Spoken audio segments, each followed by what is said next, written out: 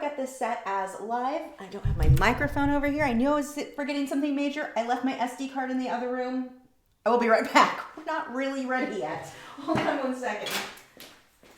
You can stay here. Oh, I guess you're coming with me. Okay, come on. Let's go get an SD card.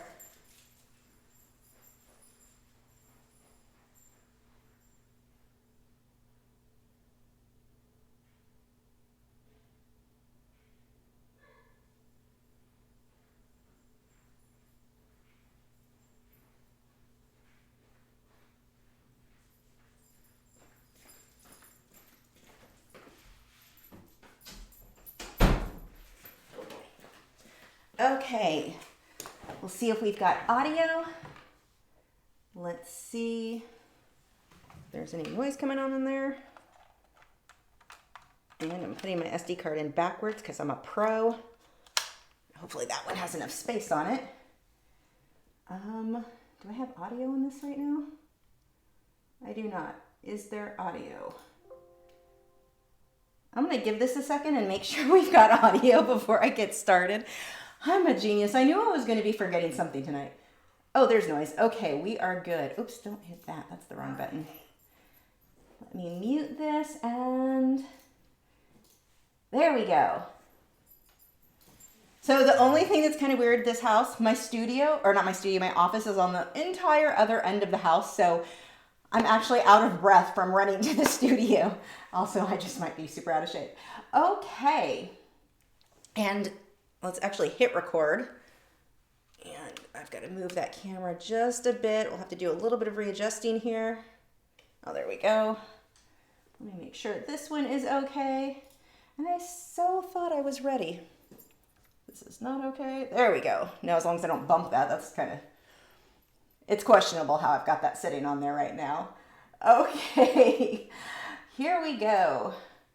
So with this one, this is my acrylic underpainting. Now the contrast in this area looks way stronger on camera because it is further away from the light than it does in person. This all looks pretty much about the same, but this area is more kind of pastel looking in person. So I actually want it to be a little bit darker like what you guys are seeing. So that is something that I'll end up adjusting. But what I'm going to start with, whenever I've done the acrylic underpainting like this, my first day of painting in oils over an acrylic underpainting will look worse than my last day of painting acrylics. So this is going to actually go downhill just a bit, and then because everything will be slightly not as crisp, like the edging and details won't be quite as crisp. But when I go the next day, tomorrow night when I paint on this, that's when things really start coming together.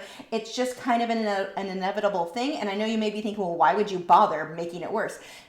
I just love how oil over acrylic looks. This is going to create a lot more depth than if I just did acrylics. And I could just do oils, but there's a longer dry time. And especially here where I've got so much detail with all the little bits of fur, I can do that a lot faster with acrylics, and then I can take advantage of the soft blending with oils by putting that on after. Now remember, with oils and acrylics, you can do oils over acrylics. You cannot do the reverse. If you do the reverse, it is no longer archival. You can put an oil-based product on top of a water-based product, but not the other way around. So don't feel like, oh, I'm gonna do this part with oils, I'm gonna do a little bit more in acrylics over here. No, we do not work that way.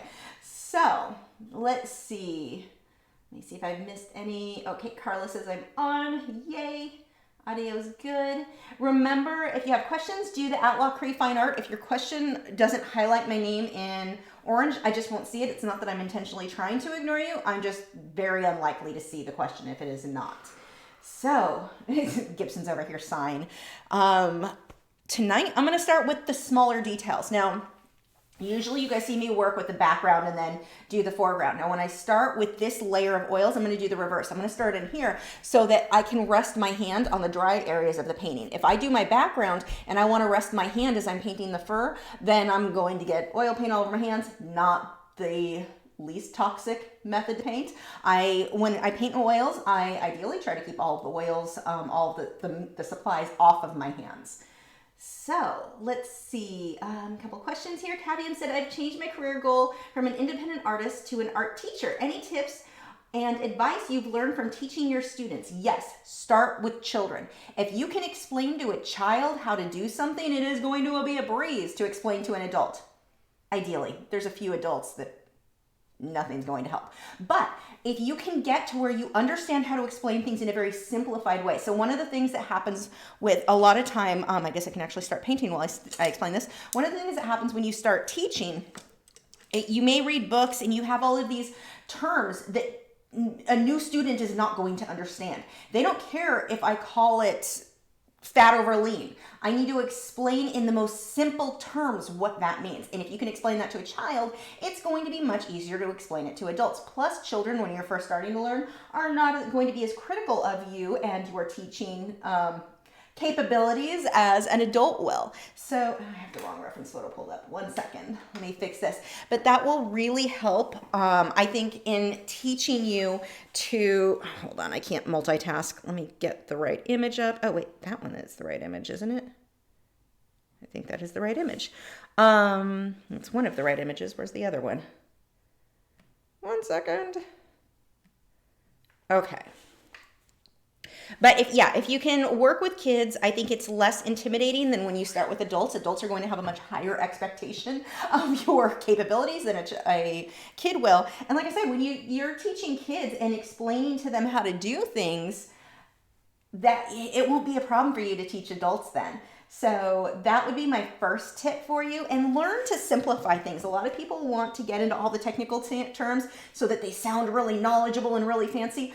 A student doesn't care about that. A student just wants to learn. And when you're starting them off, if you start throwing too many terms and advanced ideas at them right in the beginning, like, try to simplify things. Make it easy for them to understand, but still get good results. And I'm not saying you won't teach them those terms, but that has to be presented to them at the right time, I think. I've seen where people are teaching and they go so over the top with these crazy explanations where I'm like, you just spent, 15 minutes explaining something I would have had explained in 20 seconds, and not just because I talk fast, just because I can simplify it in a way that gets the same results, but doesn't throw in too much of this other stuff. Like, you're over seasoning, I guess. You want to try to keep things a bit more simple when you're starting with people. Okay, let's see. Next, Brent says, howdy y'all. Hi, Brent. Maya says, what do you coat spray acrylics with once the painting is finished? Love the painting. What is his name? His name is Ruger. And for acrylics, I use Liquitex varnish. It's a gloss varnish that is not easy for me to grab right now. I use that and Krylon. If you I have a video showing you how I do acrylics, check that out, because I do, depending on the project, I'll put a spray down first, because sometimes the varnish can smudge the acrylic paints, and if you've got like a light colored background. I don't always do that. It depends on what my background is. There is a video though. If you just look up Lachri and varnish acrylics, it'll show you how to do it. And then with oils, it's different. With this, I will be going over this with Gambar by Gamblin. And even, let's say I didn't paint, I left the background acrylics. I can still put that varnish over that. I am going to put oils over this, but if I wanted to, it would be fine. You can do the Gambar by Gamblin. I always get that backwards, over oils or acrylics, but it is intended for oils. So that is what I will end up varnishing this one with. I don't seal this before I go on with oils. I'm painting oils directly on just the raw acrylics. Get caught up in a couple of more questions. Thanks, Circes.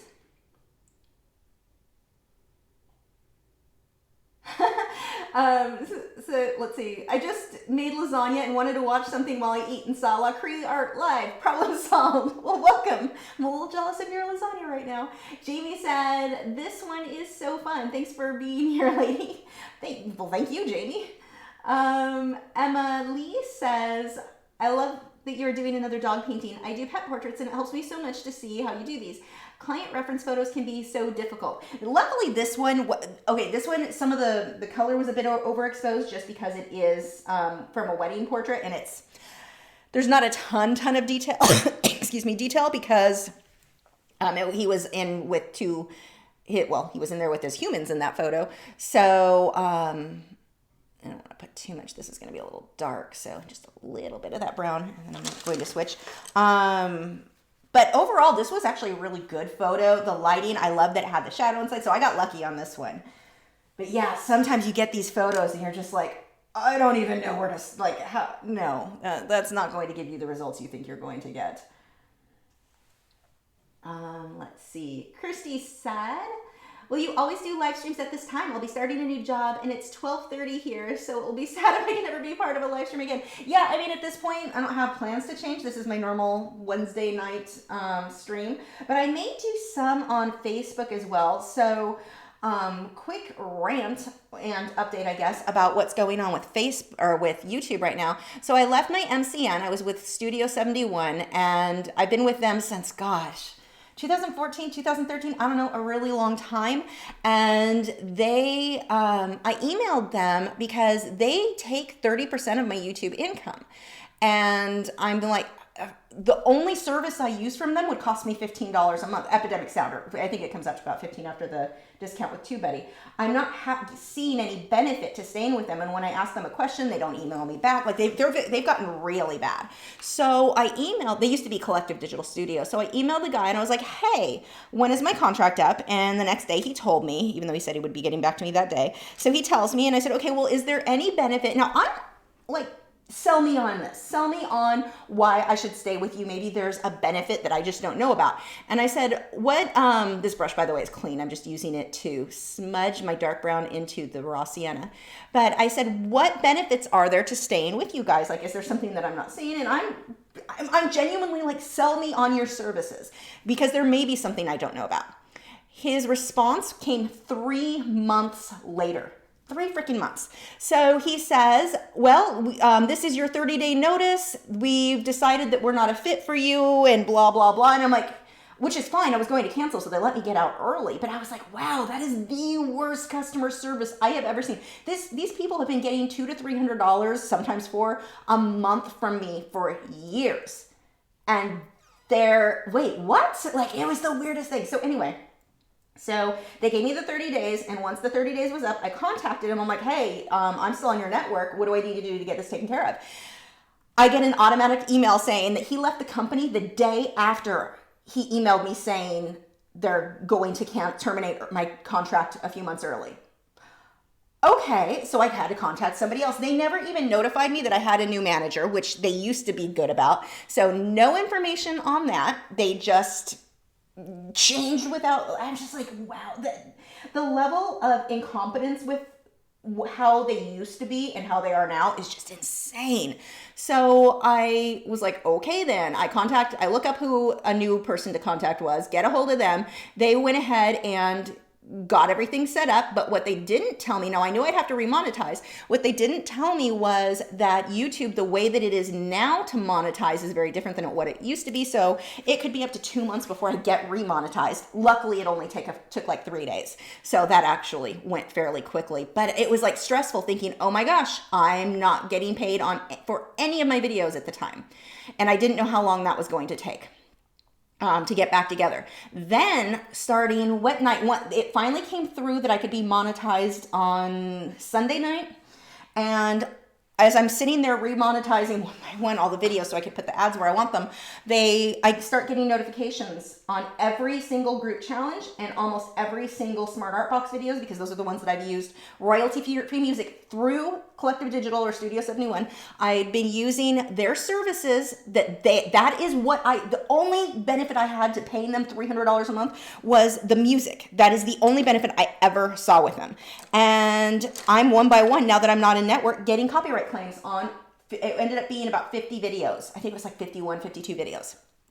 So at first I thought it was a troll. Then I realized, no, this is the actual company. This is set up so poorly that when I showed that I was no longer with them, they're like, oh, you ripped all this off. Well, no, my contract stated that for the life of that video, at the time it was uploaded, I'm covered. It wasn't like you're not only while you were with the network, but the network, something was screwed up. It was just a freaking nightmare. And when I contacted them, I'm like, hey, what do I say? I need like licensing information so that I can dispute this. And they pretty much told me I'm on my own because I'm not in their network anymore. Yeah, but these are services I paid for already. Oh, I'm so angry at them. So never sign up with an MCN. If you are a YouTuber, stay the heck away from them. They are they've been taking money from me for nothing. all this time, nothing. And now all those videos, I'm gonna have to pull all those group challenges, and I think what I'm gonna do is put them into one long video with music from Epidemic Sound, who I have a current license with, and that will be fine. But I'm a bit annoyed. It was a very stressful, there was a lot of wine involved Sunday night. I was so stressed. So, because I didn't know how many videos they were gonna go after, and yeah, it was about 50. So, and it's not like I make any money off those videos, but I'm not going to let them make any money off of it, of my content that I put work at. Like, what? So the Smart Art Box ones really bug me, and I'm not sure what I'm going to do with those yet. But anyway, that is what I have spent the last few days fussing over, trying to get all of that sorted out. But anyway, moral of the story. So I ended up talking to, if you guys know who the not Frugal Crafter, Cinnamon Cooney, what is she? The art Sherpa. I messaged her on Facebook, and I was like, hey, I know you used to have a manager, because she's told us about that before, that she had a manager that through YouTube itself. And she said they don't have that anymore. I'm like, oh, great. That's lovely. But anyway, she gave me some really good advice as far as this is actually answering a question, believe it or not, about live streams. So she was saying that right now YouTube or videos just do really well, like long format videos, just uploading the stuff from YouTube straight up onto YouTube or onto Facebook as well. And so I'm playing around with that, but I may also start doing a few live streams on Facebook. As much as I dislike Facebook, I'm a little bit frustrated, and it's not YouTube's fault that all of this is happening mostly. It's just frustrating with YouTube because there's no resources to get help when something like this happens. So yeah, really, really frustrating. But anyway, I may do occasional live streams on Facebook moving forward. That was a lot of words to say, hey, I may do additional live streams on Facebook. That would have just been easier to say that, huh? But that's why, because it got me talking to Cinnamon, and Cinnamon was like, these are actually, Facebook does well. The funny thing is I find myself when I watch live streams I'm more likely to watch a Facebook live stream. Like I was watching Chris Dunlap's, or Pinstripe Chris, watched his stuff because it came up on my Facebook feed. It doesn't let me know it didn't notify me on YouTube that when he has the live streams. So, and there was another one, a guy who was making Greyhound collars, came up on Facebook, and I watched that. And that was actually fascinating. You wouldn't think someone sewing a collar would be so, like, now I'm in the funny thing. So let's talk about marketing. I'm going to go skip into that a bit. So I'm watching this guy make collars, and I've never Greyhounds he's not wearing one of them right now, but they wear a special kind of collar called a martingale. And with him, I like to use the 2-inch or 1.5, 2-inch collars. They're all thick. And they are not cheap. I mean, they don't you can still pay your bills when you buy them, but they're not like a $10 collar usually. They're usually like $30, $25, $30 for a nice one. So anyway, I've never bought from him, but I was on his friends list for some reason on Facebook. So now that I'm watching I'm watching him make the collars, and I know enough about sewing to know his are going to be good. His are going to hold up well. I was really impressed with his techniques and all of that. And so I looked up, because I'm watching his live stream, I look up his website, find all these, somehow I'd never even been to his website. What a great marketing thing. As soon as I get paid, I'm buying a new collar for Gibson from this guy. Probably, we'll see what collars he has that I really want. But I wouldn't have even seen that or been aware of his website had he not been live streaming on Facebook. So while I still wish MeWe would take over Facebook for now, that may be the way to go for marketing. I was really watching how much more likely I personally end up seeing live streams. So anyway, yeah, I probably will do those, and I'll let you guys know how well it goes. But yeah, and don't sign up for an MCN. End of that rant that I'm sure I'll bring up later, because I'm still quite angry about it. I'll probably make a full video about it, seeing one by one. About once a minute, I had a new copyright claim, and it was so frustrating because every single bit of music I've ever used on YouTube was done completely legal. It was music I was paying for through the Studio 70. There were angry words. I had to call my friend and swear for a while until she calmed me down. Let's see. Hillary says, every gallery I've shown in has shut down within a year or two. Is this typical of galleries? Art galleries, most of them don't do well that I've seen too. I mean, yes, it is common. I've seen, I mean, even in the last 20 years, from 20 years ago it was happening too. It just seems like it's hard for them to make money. I have to wonder how much of it has to do with marketing. But like there was a gallery in Frisco that was really neat and I really wanted to be a part of. Yeah, they switched it. It's not that anymore. Now it's like an event hosting and they have art, but it's not what it was, which really sucks. And I'm just thinking, I don't know, are not enough people going in and buying actual art when they can go to Walmart or wherever and buy, you know, random crap off the walls? It's pretty crap, but it is just mass-produced crap. So, what brush am I looking for? I need another liner. Yeah, I think that it is very, very common. Luckily, as artists, we've got the internet, so we can still sell stuff. It would be better if it could be, you know, I do wish that there were more galleries, but it's kind of like craft shops. I used to love going to all the craft stores that had, like on consignment, a bunch of different crafters would have these cute, cute things. There were, I want to say 3. Was there 3? When I lived in California, I lived in Rancho Cucamonga, and there were like 3 local to me, and they all of them closed down. They used to have the coolest things. Like that's where I would go to get gifts for my mom. We call them mommy gifts. Like her and I get each other like the most random crap that is completely useless but super fun. Like a cat. I'm not even a cat person, but a mug that's in the shape of a cat. I have those still from years ago. Like these little handmade type things, and you can't find those anymore either. Those seem to go along with the art galleries. And I think the art galleries just trying to build the marketing side of it. I think they're just bad at it. I mean, there are some I can think of, like in Grapevine, I know of one that's been there for at least a few years, but I'm not sure how many years. I think it's been a decent amount of time. What do we have? Next. Kelly said, this looks so beautiful already. Can you explain why you are glazing in oils rather than just finishing in acrylics? Because oils dry so slowly, I can get this really soft finish on parts of his coat that would be a little bit more difficult to do in acrylics because of the dry time. Can it be done in acrylics? Absolutely. There's nothing in acrylics I can't do in oils as well. But it's just easier and it looks so pretty because the oils are a bit thicker. The way the light refracts through each of these layers, in person you get a lot more depth. It just very pretty end result. Let's see, Hillary's, oh no, I got that one. Carla said, your painting is gorgeous. Thank you. I love the rainbowy colors. The colors are so pretty. It is hard to figure out the colors to use. Oh, this was easy. It was just deep violet. I've got some blue, the blue I used in the background, cerulean. Did I say that right? I never say that right. I mixed those together. I got along with what was the other blue? It was a deeper blue, cobalt blue, and that's what gave me the more purpley tone. I've got raw sienna in with the orangey tones. I've got red oxide in those colors. There really aren't that many colors that I used in this. Titanium white, unbleached titanium white, and what was the last one? Transparent mixing white, orange. And then, yeah, those blues, black and white. So there's not that many in here. It sounds like a lot as I list it, but that's just the way that they mix. And I apologize, allergy season is super here, so I will be itching my nose for the next, till next winter. Let's see.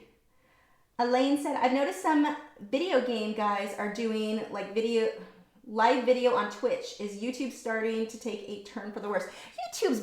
Every platform takes, I think they kind of they start out not great, they get good, and then they get over the top greedy and it goes downhill. Now YouTube, I don't know if it's a greedy issue, but it's certainly questionable.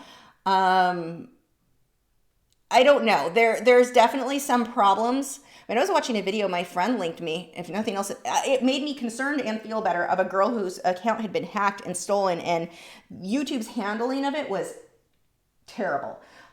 So that's a bit concerning, but I don't think that they're going downhill. They come and go. They screw with the algorithms constantly. So trying to figure out what's going to rank well on YouTube can be a bit of a challenge. Like at one point, if it was over 5 minutes, you just lost all your viewers. And that wasn't really their algorithm. That was just the nature of YouTube. But yeah, everything kind of changes. They keep screwing around with algorithms, and to where like now they don't even notify half the time. Some people get notified, but not everybody. I hear that a lot where people say, I didn't get any notification about a new video that went up. And then, you know, so they're showing it to some people, not others. That definitely hurts us. I don't know. Twitch though isn't, as far as I can tell, any better. I'm more, I think Facebook is more likely to be a benefit to me, combining that. And I'm hoping that MeWe continues to grow, because I would like to see more live content to do there too. I'm definitely more interested in their platform at this point. I think it has the potential. Whether or not it gets off the ground, I don't know. The only reason it wouldn't get off the ground is not enough people using it. That's on us. I mean, they can, well, maybe they're marketing. Maybe they need to market it better. But I wonder if YouTube would, or Facebook would even allow them to advertise, since they're directly competing. But yeah, let's see. Sarah Makes Art said, have seen Jazz's video about MCNs. It shows just how much they can screw YouTubers over, and it's pretty funny. Yeah, I don't think it's very funny. I mean, I haven't seen his video, but God, I was just so, there were so many angry words. And the funny thing is, I wouldn't have said that they screwed me over until this. They told me, they're like, yeah, we were having a hard time with, copyright claims coming through, false copyright claims coming through with those companies that we used to use. That's why we switched to Epidemic Sound. You couldn't have warned me of that. You couldn't have warned any of that, Plus, they don't provide you with any actual licensing info. So I have nothing to provide when I make these copyright claims, other than take my word for it. I used to be in their partner program, or, you know, I used to be with Studio 71. Nothing. So yeah, their attitude once I was no longer in it's like they made so much money off me for so many years, and I still can't get over. Like, that was the craziest part, when I was like, what services, like, is there something I'm missing? Is there something that you guys are providing that I'm not using or taking advantage of? They claimed when you sign up with them, yeah, we're going to get you all these collaborations. We're going to do this and that. Never once had a collaboration. They had me hooked up to do, what were they? Bark boxes. Those were fun. And I did like those. That was it. That was the only thing they ever did. And even that only lasted for a couple of months, or a few months. I forget how many they did. But I really did enjoy doing those. But they, maybe I should sign up to do something like that again on my own, now that I can run my own business. But they, what color do I need here? Let's get a little of this guy, a little, all the browns, just make kind of a, oh, let's throw some violet in there. Yeah, they were nearly useless. In the beginning, I will say, back when I started with them, there was no information out there on how to grow your channel. Like best practices, all of that. Like now, Tim Schmoyer, Daryl Eves, there's so many video creators out there that teach us how to grow the channel. And back then, there was nothing. I didn't know how to get my channel above 200. Like, I just didn't know how. So there was a benefit to it at one point. They taught us how. They went through best practices. They would go through and review your channel and like, let's make an adjustment here. Let's try to do this. And that they were semi-helpful for the first several months, or maybe the first year, I would say. They actually, I had a much better experience with them. That's when it was Studio 71. Or no, that was when it was Collective Digital Studios, before it switched to Studio 71. But that really went downhill. Like once it switched to Studio 70, or just, yeah, once it went from CDS to Studio 71, it seemed to get worse. But I think most people now realize there's no need for them. The only thing that would be helpful was if they get involved with your channel, like something goes wrong with your channel, you can contact them and they can contact YouTube, whereas normally YouTube is not going to deal with an individual, but you know, on a network, they used to have a bit of say. But the last time I had a problem, I had some girl who had taken all of my Patreon videos and made them into a public playlist. So you didn't even have to be signed up on Patreon. All my stuff was there on YouTube. And that's why I have to use Vimeo now, because she had essentially stolen all that. Now, when I contacted her, like, please take that down. I contacted YouTube. I contacted my MCN. My MCN tried to get involved, and they're like, meh, there's nothing we can do. Yeah, super helpful. There was another time where my entire account was hacked, along with everybody else who was with Studio 71, because of a problem with Studio 71. It was their fault we were hacked and their bad security. So like everything with them has been negative for years. They've not helped me with anything other than taking hundreds of dollars a month. And yeah, now I don't have anyone to contact if there's a problem, but every time there was a problem, they couldn't do anything anyway. So yes, I have nothing good to say about them at this point. Let's see. Violet Train said, I love this piece so much. Thank you. I'm really excited with how this guy's coming out. Really excited. Kelly said, a different YouTuber did a YouTube live stream today. He said he doesn't post the replays on his account because they hurt his channel growth due to some algorithm things. Was it Tim Pull? What is it? Timcast IRL, I think. Was it? I bet you, I'm curious because I've seen him say the same thing and I don't know. YouTube claims that's not the case, because if someone watches a live stream for any length of time, like it's not just, it's like the percentage of the video they watch, it can. But the funny thing is, I get more views on my live streams than I do an individual, like an edited video that's a lot more work, like a lot harder for me to edit. So for me, I don't know that that's a fit. I thought about doing that and then just making live streams available for patrons. And maybe I will do that. I mean, that maybe I can play around with that and make live streams on, like after the first week of it being up, take it down just so patrons can access it, since most of these I'm always telling you guys like, okay, here's the part that's the real time from the live stream. But I don't know. I'm not sure, because YouTube claims that's not exactly how it works. I don't know. They're not very transparent about how the algorithm works. Well, they don't want us to know how it works because they don't want us to try to game the system, which happens. So hold on, let me enlarge this. There we go. So I don't know how much I agree with him on that. And like, if it's the Timcast IRL, his podcast, he's smart in how he does it, but he has segments. I can't break mine up into segments like he does. So it wouldn't be something plausible for the way mine work anyway.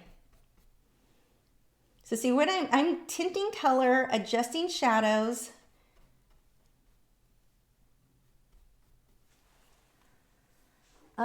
Let's see.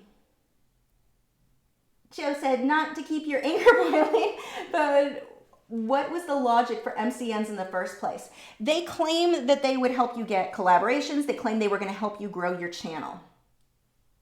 Well, okay, in the beginning they did that. They had, and it was just a written out thing they copied and pasted to everybody. So it was like, here's a little brochure on how to grow your channel. That's really all it was. But as far as all the other stuff they said they were going to do, like they used to look at they would contact me every so often and have like phone meetings and stuff. Like, okay, I think you can adjust this, maybe adjust the titles, maybe change this could help. And they would do that in the beginning, like that first year or so. They really did put a decent amount of time into helping me. In the first year or so, they weren't making anything off me because my channel was so small. I only had like 1,000 subscribers when I signed up with them, or when they're the ones who contacted me. And the way that they were set up too, I thought it was once a year. Well, I talked to one of my friends who was with them, and they told her contract when it renews is every 2 years, which was not in the initial. I don't think that's legal. I think you could probably fight that one. There was just some shady stuff that it turned into. But yeah, that was the initial thing, is that they would help you grow and kind of manage the channel, provide resources for you that you wouldn't otherwise have. But most of their claims were BS. Very, very little of what they claimed that they follow through with. And they had certain services that were really cool, and then they'd get rid of them. And my MCN actually was extra bad, because certain ones like TubeBuddy and what is the other one? vidIQ.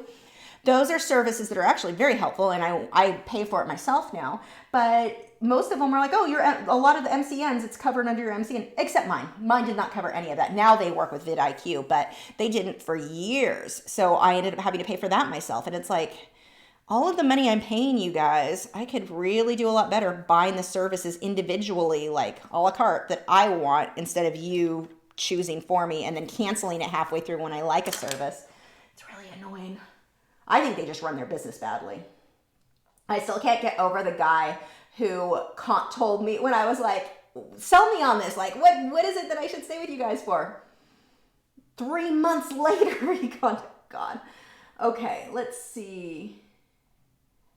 Brent Does Art said, my town is getting an old YMCA building remodeled into an art center in the spring of 2021, and I've already been asked to lecture there. Friends and family are excited. That is awesome. You're intimidated. No, yeah, that is awesome. That is really cool. I hope that it succeeds. And I mean, part of what will help it to succeed, I think, are when artists themselves get involved in advertising for the businesses. You know, letting people know that you'll be there. If you can keep people coming in, that it's more likely to do well.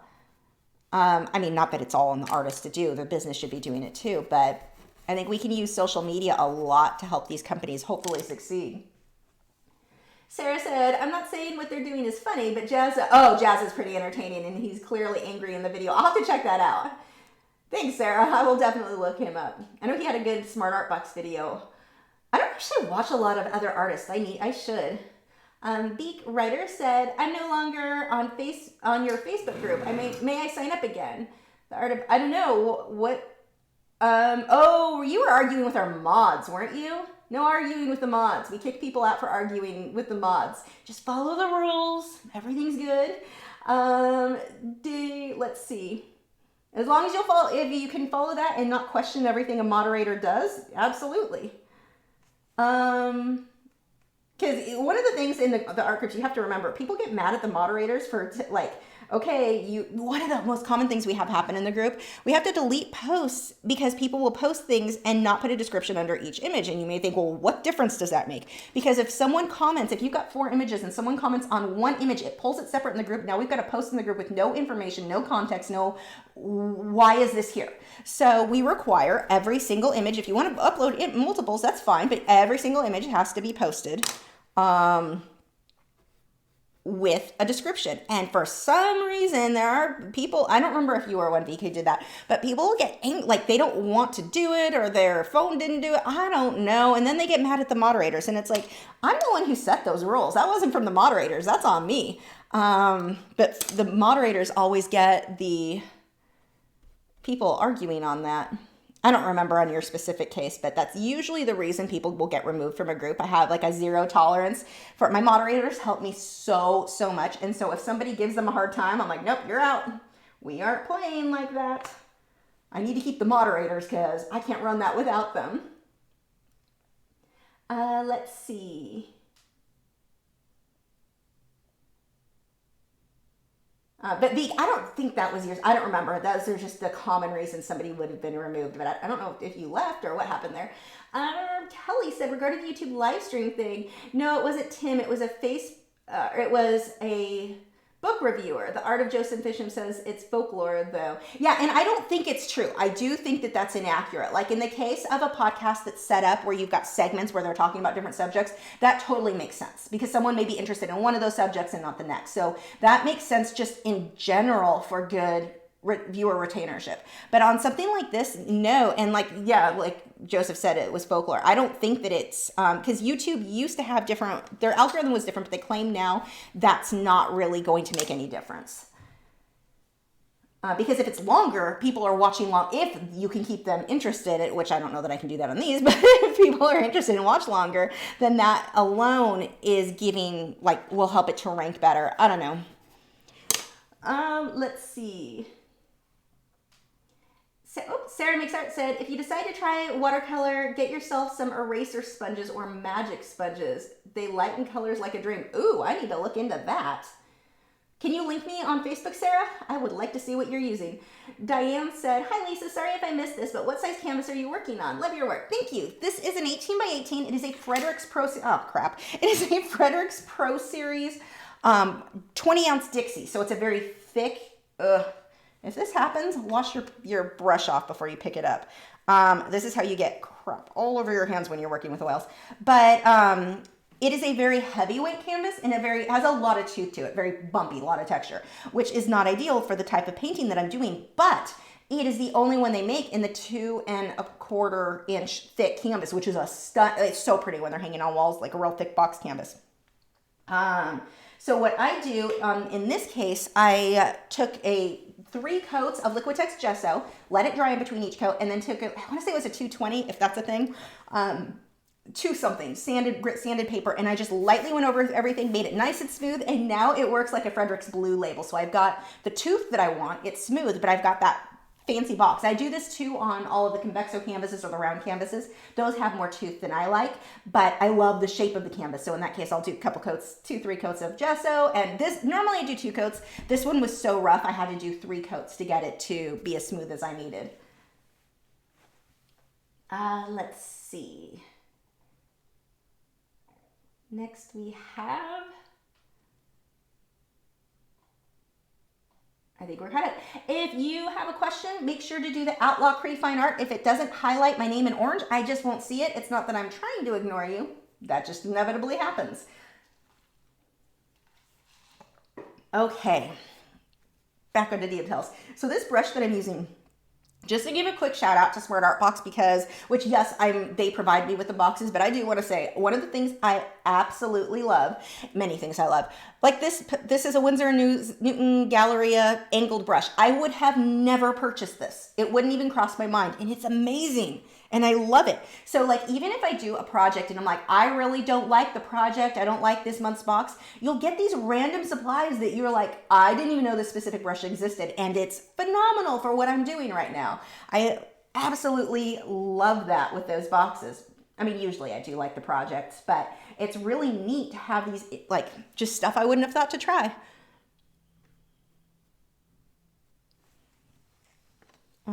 I lost my, there it is. Was this the one I was using? Well, it will be now. So the 3D art question. I'm sorry, what 3D art question?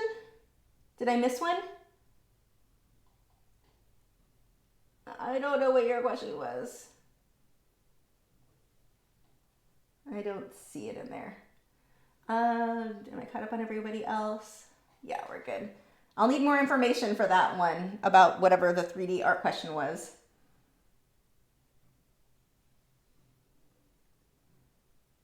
So mixing, let's see, we've got some raw sienna, or raw umber, no, that is raw sienna. I've got that violet color. We're mixing all kinds of colors in here. And it's really more about getting your contrast where you want it than having the perfect color. The color's not a big deal. I mean, it matters to an extent, but my values, as long as my darks are dark enough, lights are light enough, that is what's going to make him look realistic. The rest I can take, as far as which color I choose, that I get to take artistic liberties on what I think will look best, as long as he still looks like the right color for that dog. It would just look like he was on under slightly different lighting. And I need to hype up the contrast on this guy just because the painting was super soft. I talked about that last week. I'm going to be painting their other dogs as well, and I'll take those photos on myself. 2 of them are black. You're going to have such high contrast in the way you saw how I did Gibson's painting, such high contrast there that this guy would look too soft if I painted him that fuzzy, the wedding type. So I've got to make sure he is balanced with those. And we'll just hype up the contrast a bit in those shadows.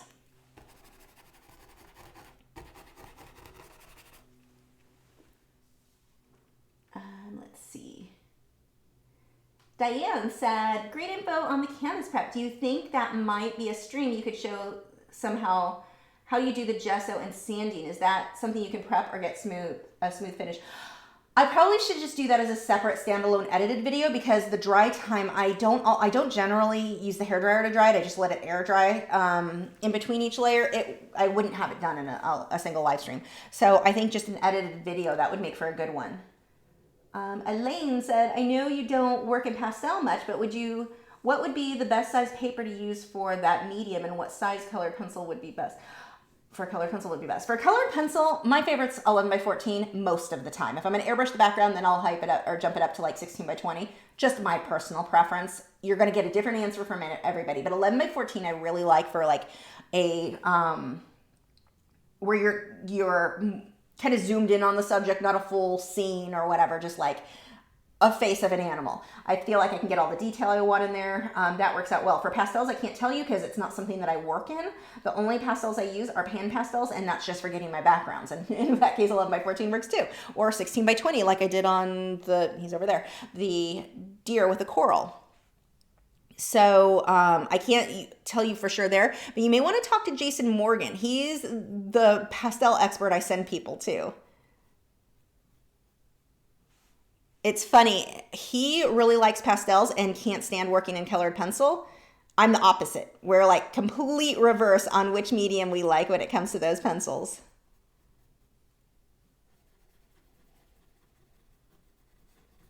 I can just pull this in there all the way.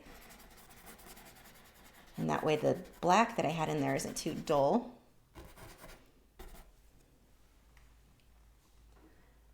Okay.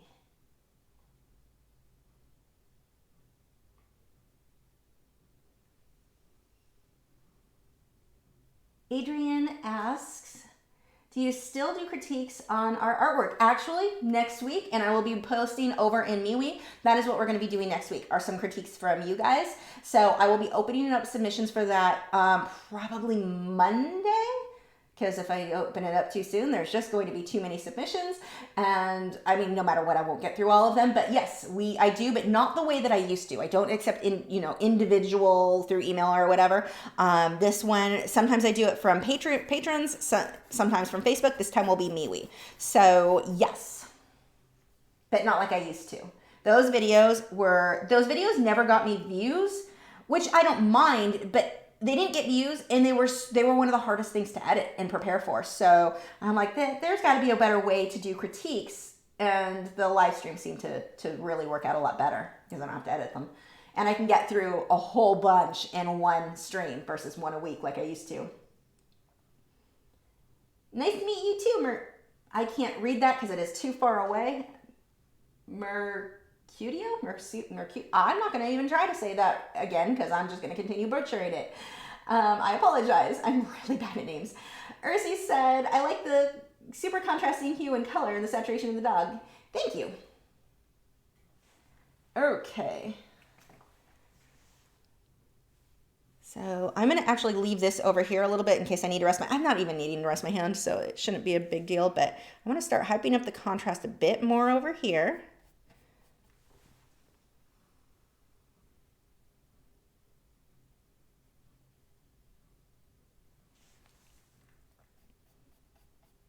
Now the goal as I do these glazes, it is not to cover up the acrylic.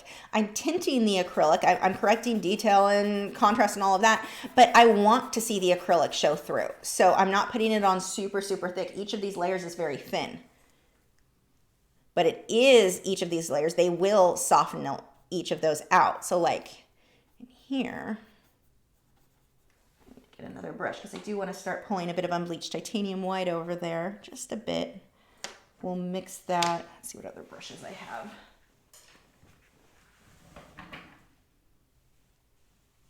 have. For MeWe, the link should be in the description of this video of what ours is over there. Oh, this one will work.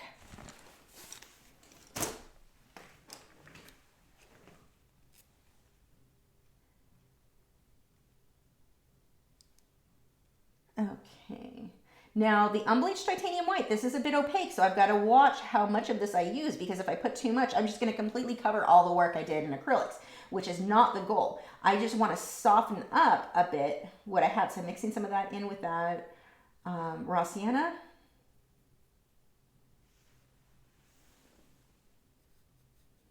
Too dark. And I can also throw in some zinc white, which is going to work very similar to transparent mixing white if I want to lighten it and still keep it a bit more translucent.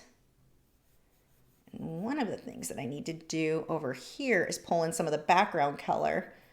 So we'll mix some of that. I'm just going to focus on this ear for a while.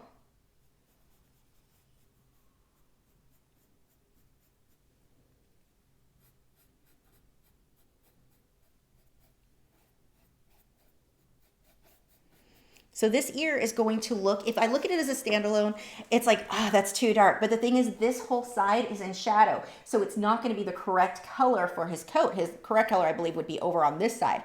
But being that it's in shadow, it'll be a bit different. It'll look too dark until I get everything else balanced out.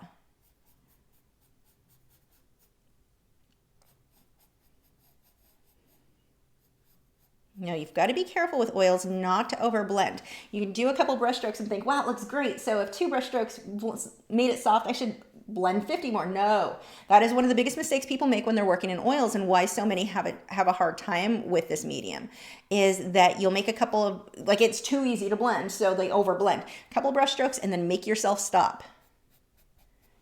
Let's go ahead and mix, get another brush out. So what I usually do when I'm working in oils, I will have several brushes out. I don't sit and rinse it. Like with acrylics, I would rinse them in water in between colors. With oils, you use the paint thinner. It's a pain in the butt. I didn't want to deal with it until I'm done painting for the night. So I just grab another clean brush. So I'll have a brush for like the cream color, a brush for black, a brush for the violet colors, a brush. So yeah, I'm lazy. I'm lazy, but I make more work for myself when it's time to clean at the end of the painting day.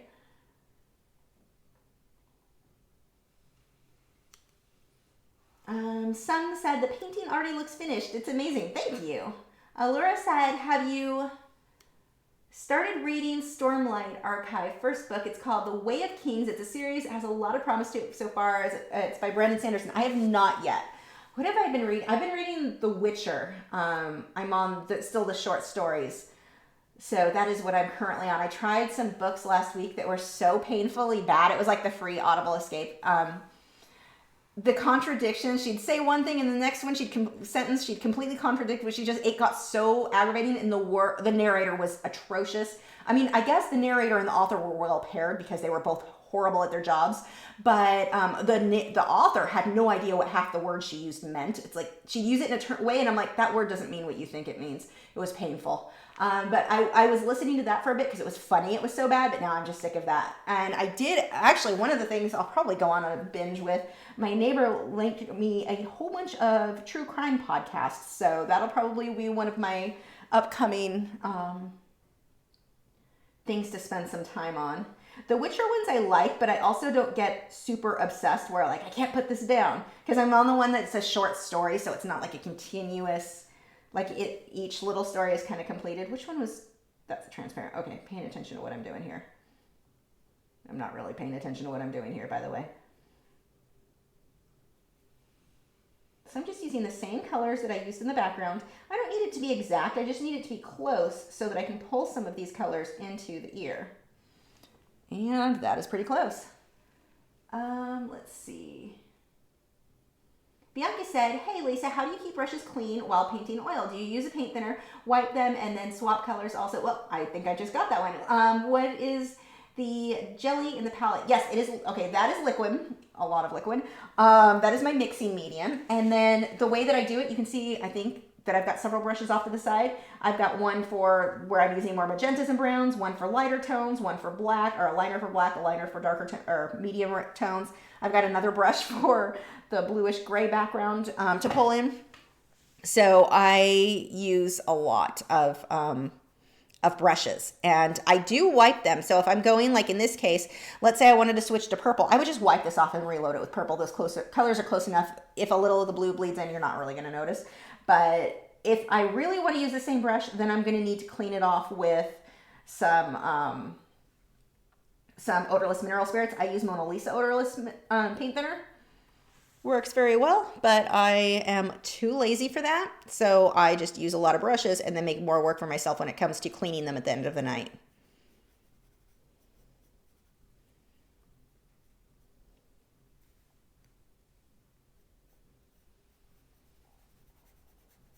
Just softening some of the edges here of his ear fur.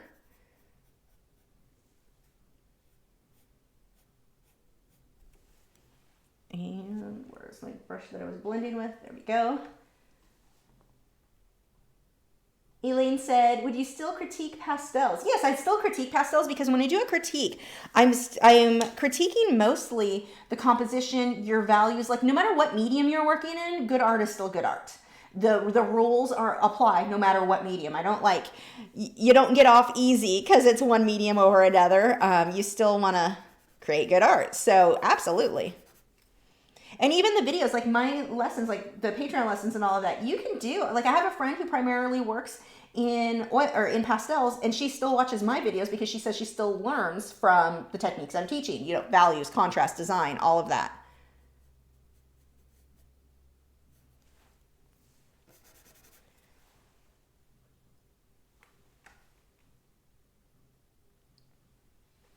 Sarah said, do you have any advice on how to charge commissions? I charge $330 for an 11 by 14 single acrylic portrait, but I don't know if that's too high since I'm not in high demand. And that's the key right there. I can't tell you how much you should charge, but if you're not in high demand, like, are you selling a lot at that price? Yes, then you can safely raise it a little bit. If you are not selling at that price, then no, you're not at a stage where that's probably a good idea for you. So you've got to take into account that right there. Like, art is worth what someone will pay for it. And if you're not selling many there, then you're not ready. But if you are, then it's time to go ahead and up that price. But up it in small increments. Don't just like, oh, 500 extra this week.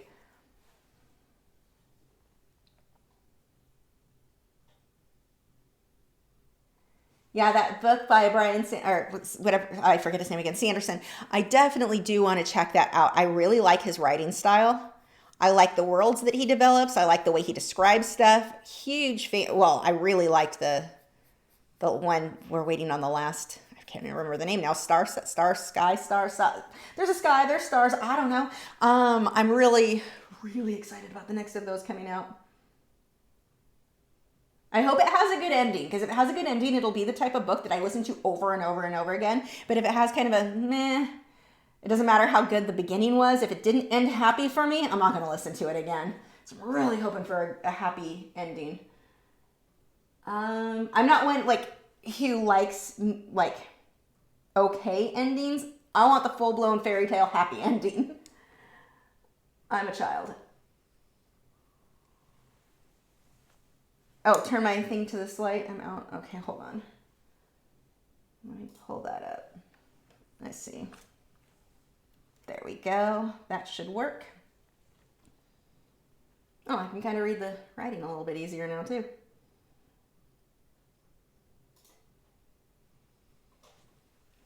Okay.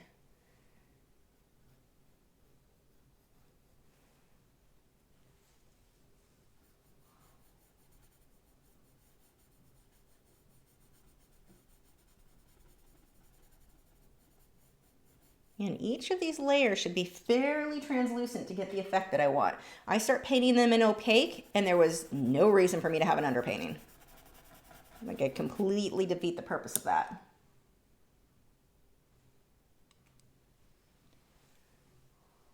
And I don't want to go too crazy with this blue, but I do want to put a bit more in than what I have now. I say blue, but it's really a blue-gray. Oh, and Rachel, who is Ruger's mom, if you are watching, I did go and check the little color swatch thing with your dog crate, and it does match. The lighting made the difference, like the different lighting in my studio versus the house. So this background should match exactly. Clark said, if you don't use, oh yeah, you've got to do the Lachri Fine Art so it highlights in orange so I can see your question. If it doesn't, I just normally won't see it. I'm not trying to ignore you, but that is going to be the end result. If you can't get that to work, ask somebody else or one of the moderators. They'll post your question for you. Karen said, so are you still working from the reference picture? Yes, absolutely. It's over off to the side here. Now the reference photo is a little bit more important too, because I'm really paying a little, like watching some of the details more than I was before. Before everything was kind of mapped out and blocked in, but it didn't need to be quite as exact as what I want now.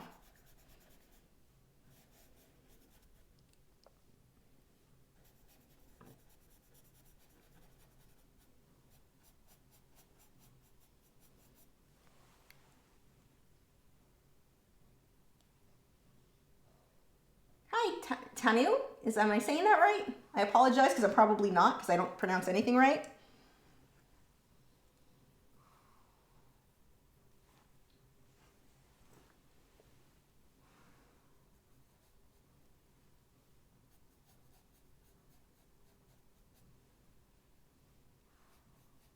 And this is where I really like the oils, where they're like the strength of using these come in, because of the way that all of this that I painted a few minutes ago, it's still wet. So I can still get that wet into wet, that soft blending, soften all of that out as I pull in the next layer.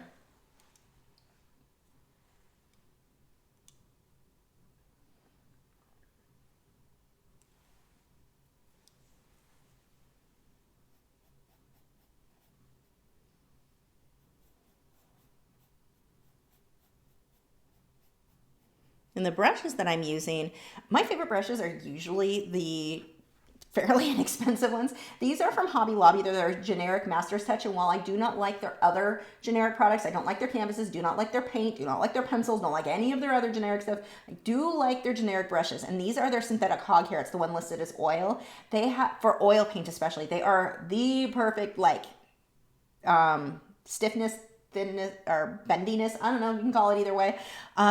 They are wonderful for this. If you've got a Hobby Lobby near you, definitely recommend them for these brushes. But their other art supplies, not other art supplies, their other generics are crap. I don't even recommend students learn on those, especially with their acrylics.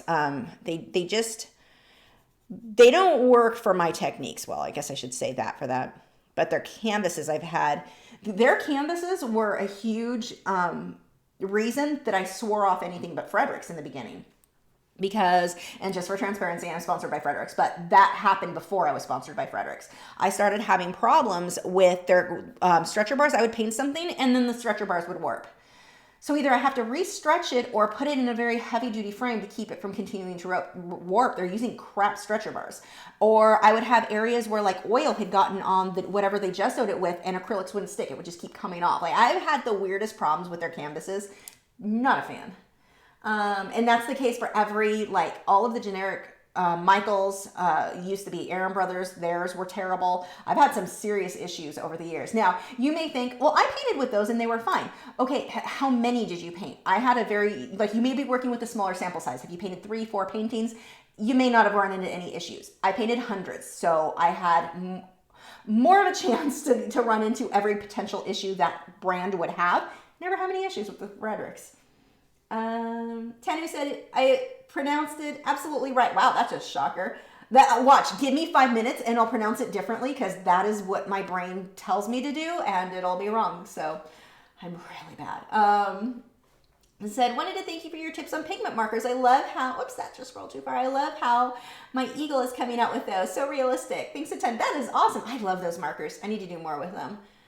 Kelly and Newman, well, and then come back, you went too far, said, have you ever considered having a live stream assistant in the room who reads questions so you can keep working? Yes, and I think it would be too distracting. I don't think it would work out well. I considered it in the beginning and now I've gotten used to doing it this way. And so me stopping isn't because I'm reading questions. Me stopping is more that I'm not multitasking well. So either way, I'm going to stop. But I'm pretty sure somebody in the room to read the questions would screw me up and be distracting. Because it's very hard to convince somebody who's helping you not to get overly involved in the conversation because they'll want to talk too, which I understand, but it also, because I've seen people do that in live streams and I'm like, wow, that is really hard to watch. So I think in my case, at this point anyway, maybe I'll change my mind eventually, but I think this is probably the easier way to do things. But I don't know. Maybe I'll figure out a way to make that happen. Maybe if the person was on camera, it wouldn't be so distracting. I don't know. It seems like extra work. Let's see. Adrian said, thank you for doing these for us, truly. Although I can't do oil, that's my mother's choice, but I am too impatient. See, that's why I do the acrylic underpainting, because then I can be impatient, but I don't have to put very many layers of oil to still get the results of oil. That's like a huge reason why I do the acrylic underpainting. I'm very impatient too. Monica said, did you plan on doing a studio tour? I'm not sure if I'm confusing you with another artist. Yes, I kind of did it wasn't a full studio tour. It was just kind of here's my house real quick, which has changed since I did that video. So I definitely need to do another one very, very soon. And I've got to fancy up the studio because Derwent is coming on the 15th. To record and they'll be in here. So I'm like, I have to actually organize and make all this look nice. So I'll probably do my studio tour around the same time. So everything is all nice and fancied up. I'm excited for them to come, but I also kind of wish it was like a year ahead where I've had a bit more time to make everything look nicer. I have a lot of plans that will not be ready by then. Let's see. Monica said, did you plan on oh, I got that one. Risha said, do you always print out your reference photos or do you find it easier, cheaper to have it on the computer? I never, ever print out my reference photos anymore because I've never had a printer that was good enough to give me the same results that I can get from my monitor. So what I do, in this case, I've got a laptop here and it's hooked up to a 27-inch monitor there. And so the laptop's like, I can reach over easily and make it like blow it up or shrink it down, but I can zoom in on little details that I can't do on a reference photo. And I used to prefer, hold on, I have a text. Let me make sure this isn't something my husband needs. But, oh, yeah, he might need me to transfer because he's on his way home. Nope, he said busiest day of his life. Hold on one second. Oh, he texted me to let me know he's planning on cleaning out the car in the garage tonight. Forgot he doesn't need to take it anywhere to vacuum it anymore now that we actually have a garage. I'm kind of excited about that. That car looks like an episode of Hoarders at the moment. Charge. Okay, we're good.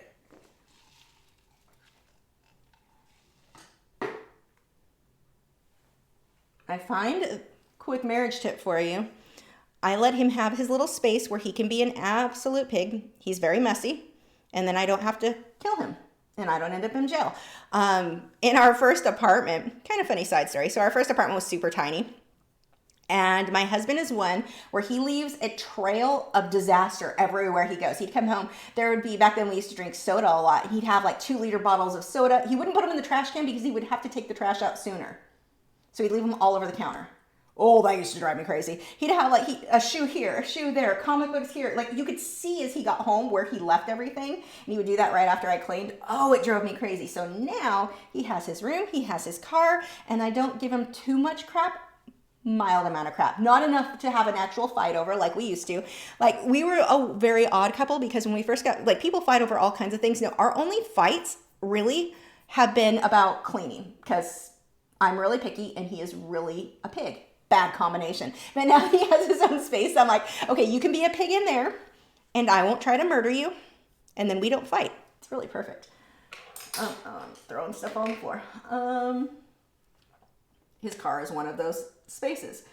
Let's see. Whoops. Joe, that's sad. I know they need to go to hazardous waste, but can you say again what you do with your used Viva paper towels in the meantime? Viva paper towels, they dry. It's just dry oil paint. I don't throw them away when they're wet, so there's no like, they're not going to be flammable out the trash can or anything like that. It's completely dry. So Viva paper towels, I don't. The thing that you want to watch are, I don't have it over here, but your odorless mineral spirits. Like don't dump that down the drain, don't dump it outside. That does need to go to a, like you want to call your city and ask them where to dispose of these things. So that's not just going in the trash, but that's your biggest one is your odorless mineral spirits. But anything that's toxic that you have, call your city and ask them and they will tell you where to dispose of it. Not down the drain. That is a very good question. But yeah, my Viva paper towels, they'll be completely dry before they get thrown away. So it would be like throwing away an oil painting. I mean, it's just dried oil paint. Okay. Let's see if I can pay attention for 5 minutes to what I'm doing. I won't be able to.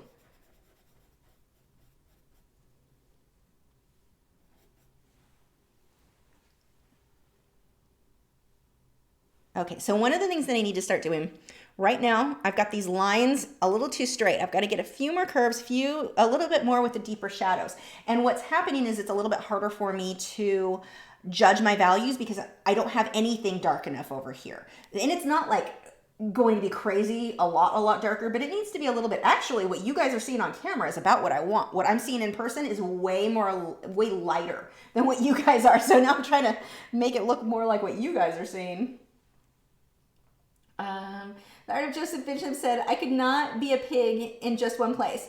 My pigginess will spill over to the other areas. This I can promise. That man is a keeper. He is definitely a keeper. And it's funny, I don't know if he would have kept it in one place before, but when we moved into this house especially, and he was pretty good in the apartment, his room, oh man, there's a reason I never filmed the chicken room. Because he'd have a pile, like a big, like, the big trash cans that go like outside, big black trash, he would just keep throwing more and more trash in it. Sometimes it'd be overfilling on his floor, and it wasn't like stuff that had food in it. It would be like an empty water bottle or paper or like stuff like that. But it was like, why don't you just throw things away? I don't understand why you have like a permanent trash bag on your floor and then clothes. I used to do his laundry and I stopped because it got to the point where I couldn't tell what was clean or dirty. And I'm like, I'm not washing your clothes if it's just going to end up on the floor again. So things like that. Like it wasn't filth, like dirty. It was just messy is a better word, I guess. But here it was funny because when we bought the house and it's being built, he was warning me. So when he's off work, that kitchen would be trashed at the apartment. And he had 3 days off a week at the time.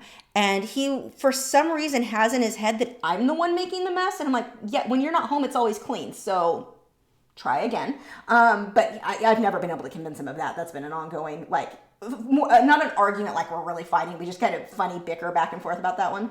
But he was threatening me that he was not going to tolerate that kitchen being a mess when we moved here. And I'm thinking, but I'm the one who cleans it. I'm the one who keeps it. What are you talking about? I'm the one who should be saying, because you're the one who leaves everything out. So it's kind of a funny like back and forth argument with us. But our thing now, we have for the microwave, that cover that you put over your plates.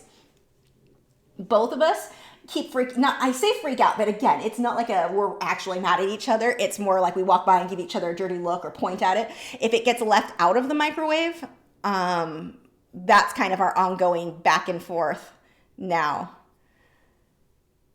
But yeah, he's gotten really good about keeping, like he wants the rest of the house really, I think because this is our first house, that maybe is why, like maybe now he takes a bit more pride in it, I guess, because it's ours and we're not renting, which doesn't make sense because I wanted the ones we rented to be perfectly clean too. But he's definitely done a much better job here of keeping everything clean. Even the chicken room here is not nearly as messy as he used to have it in the apartment. It was bad. That one was like, I cannot go in that room. Like I said, it wasn't like dirty, like old food or anything usually. Because he still had to keep things picked up so that my dogs didn't get into anything. But the clothes, my gosh, that was the big one. I think that the clothes were probably worse than the trash bag on the floor. Let's see. Joe said, gotcha. I was mistaken thinking even dry oil paint on towels could combust. Thanks for clarifying. The thing would be, and I could be wrong, so double check me on this, but my understanding is it's like wet paint thinner. That is, once it's dry, you're fine, but like when it's wet or it's not dry yet, and even maybe the oil paint, once it's dry, you're fine. But double check me on that one, because I don't want to give you bad advice and have you blow anything up. Adrian said, when you're drawing ripples on water, is it the same as painting? Wait, when you're drawing ripples on water, okay, I'm sorry, I'm not reading that correctly. I've got caffeine tonight. You think I'd be better off than usual. When you're drawing ripples on water, is it the same as painting? The tug in the Navy ship came out great, but the water, can you do another video, just normal ocean look? For a colored pencil, is that what you're looking for? Because if you are, absolutely. And yeah, the shape is the same. The thing you've got to do with water, your brain, that was, at least for me, my brain wanted to override how to do water so bad. And you really need to break it down and look at your reference photo. Copy what your reference photo is telling you. It's giving you, the information is there. It's on your photo. The problem is your brain is trying to go, I got this. We don't need that photo. Ignore it. And we want to be able to do the ripples faster. No, slow down. Just like when you did a portrait, just like when you did the tugboat or whatever else, you're going to slow down and inch by inch copy what's on that photo. That is how you're going to make it look realistic. But yes, I think that would be a good video.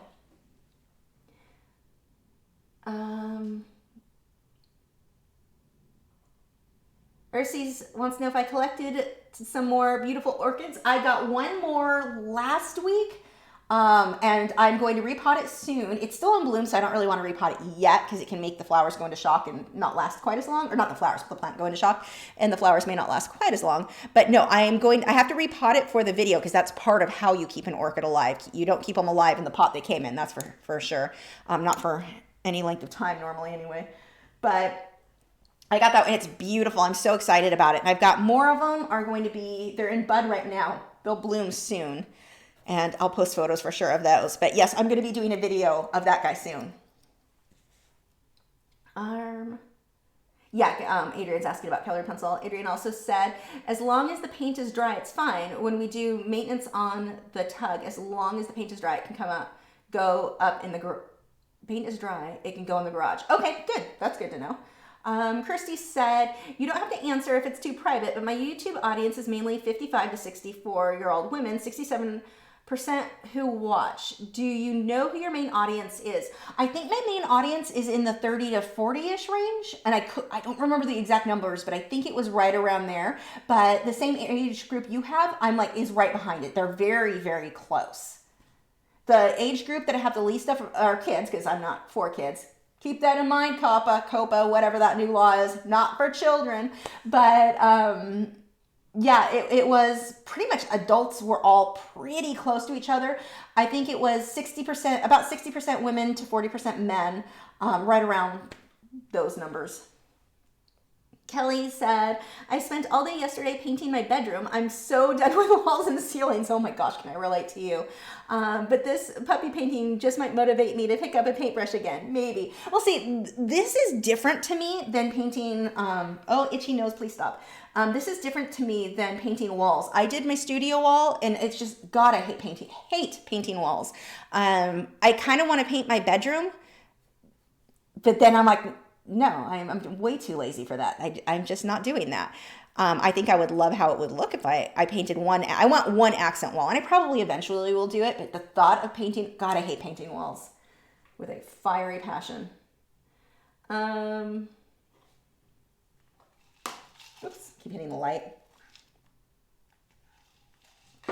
Scott said, plastic is excellent for paper towel container. Home Depot has these 5-gallon buckets with a black sit-down lid. Multi-purpose, great for when painting outdoors too. That's cool. I like Home Depot way too much.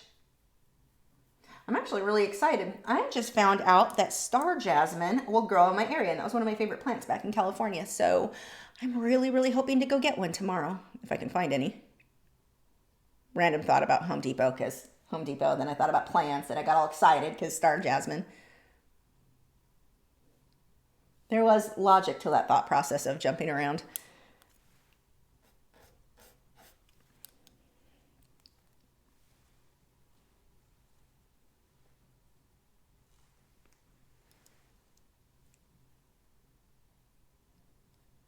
So what I'm doing, notice how I just pull that line partway through, and then I want to soften that edge. Just let it fade out. And this is going to help me to create some of that depth. If I have you want to watch that you don't have harsh lines everywhere. If I have a line that Unbleached titanium white, let's say I pull it all the way across, it doesn't look like any of it is in shadow. It's just a line. So by just fading that out in the end, now it looks like that hair curves back. So you want to watch that was a big one for me to learn when I started making my work look more realistic. We look at a line and we're like, okay, that whole line is green. Well, no, is the whole line green, or is part of it purple and then fades into this and then fades into that? And you've got this variation, and watch your reference photo for that sort of thing.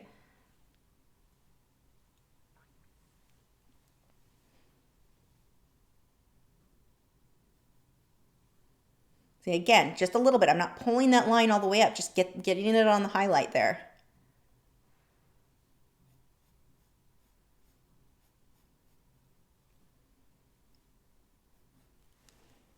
Now here's an area where I do have a highlight, but if I add the highlight, it's not showing up because I'm already up against a highlight.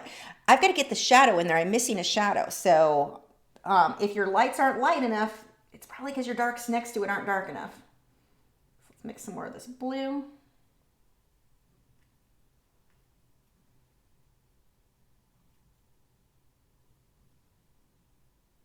Whenever you have a color that's a grayish green, grayish purple, grayish blue, whatever, all it is black and white. So there's your gray, and then whatever the color is. It's very, very simple. Mostly black and white. Carla said, Jasmine, my favorite green tea.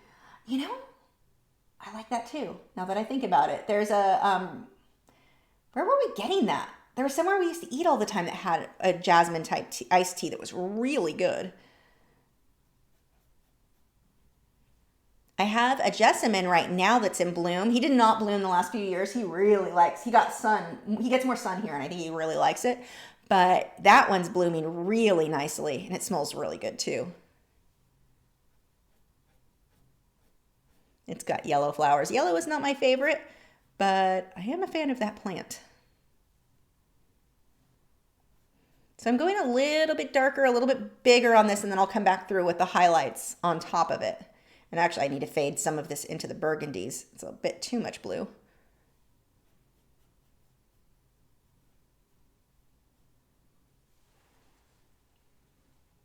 Art by Sam Patterson said, I made it finally. Looks great so far. What canvas type is this being done on? Thanks. This is an 18 by 18. It is a Fredericks Pro Series 12, 20. Wait, what is it? 12 or 20, I forget. I think it's in the description. It should be, I hope. Dixie. And it's got, I talked about this earlier, but just to kind of, so you don't run out and get this canvas thinking you're going to get the smooth results. I put 3 coats of gesso, Liquitex gesso, let it dry completely, and then sanded it with a 220, I think, grit sandpaper, just lightly. And that gave me this nice smooth surface, but I still have, it's a 2 1/4 inch thick. So very, very much thicker than your average canvas. But they don't have these in this smooth surface. So it's really heavyweight canvas. You're not going to be able to hurt this thing. But I don't think an axe would go through it. But yeah, that is what this one is. And again, just for transparency, so I don't get myself in trouble, I am sponsored by Fredericks. This canvas was provided to me by them. Let's see, Kelly said, as a part of the bedroom remodel, we are putting in a larger windowsill. As someone who has managed to kill 2 bamboo plants, can you recommend good beginner plants for a windowsill? Which direction does the windowsill face, and what state do you live in?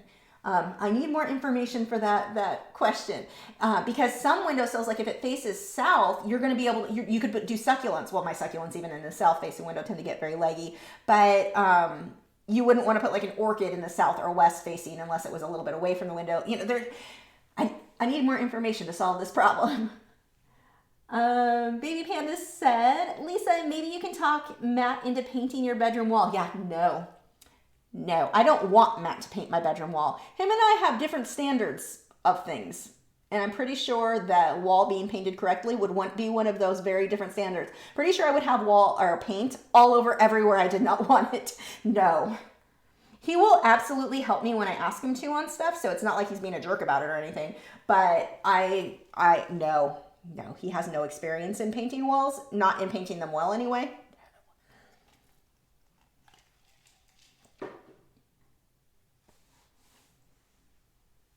Okay.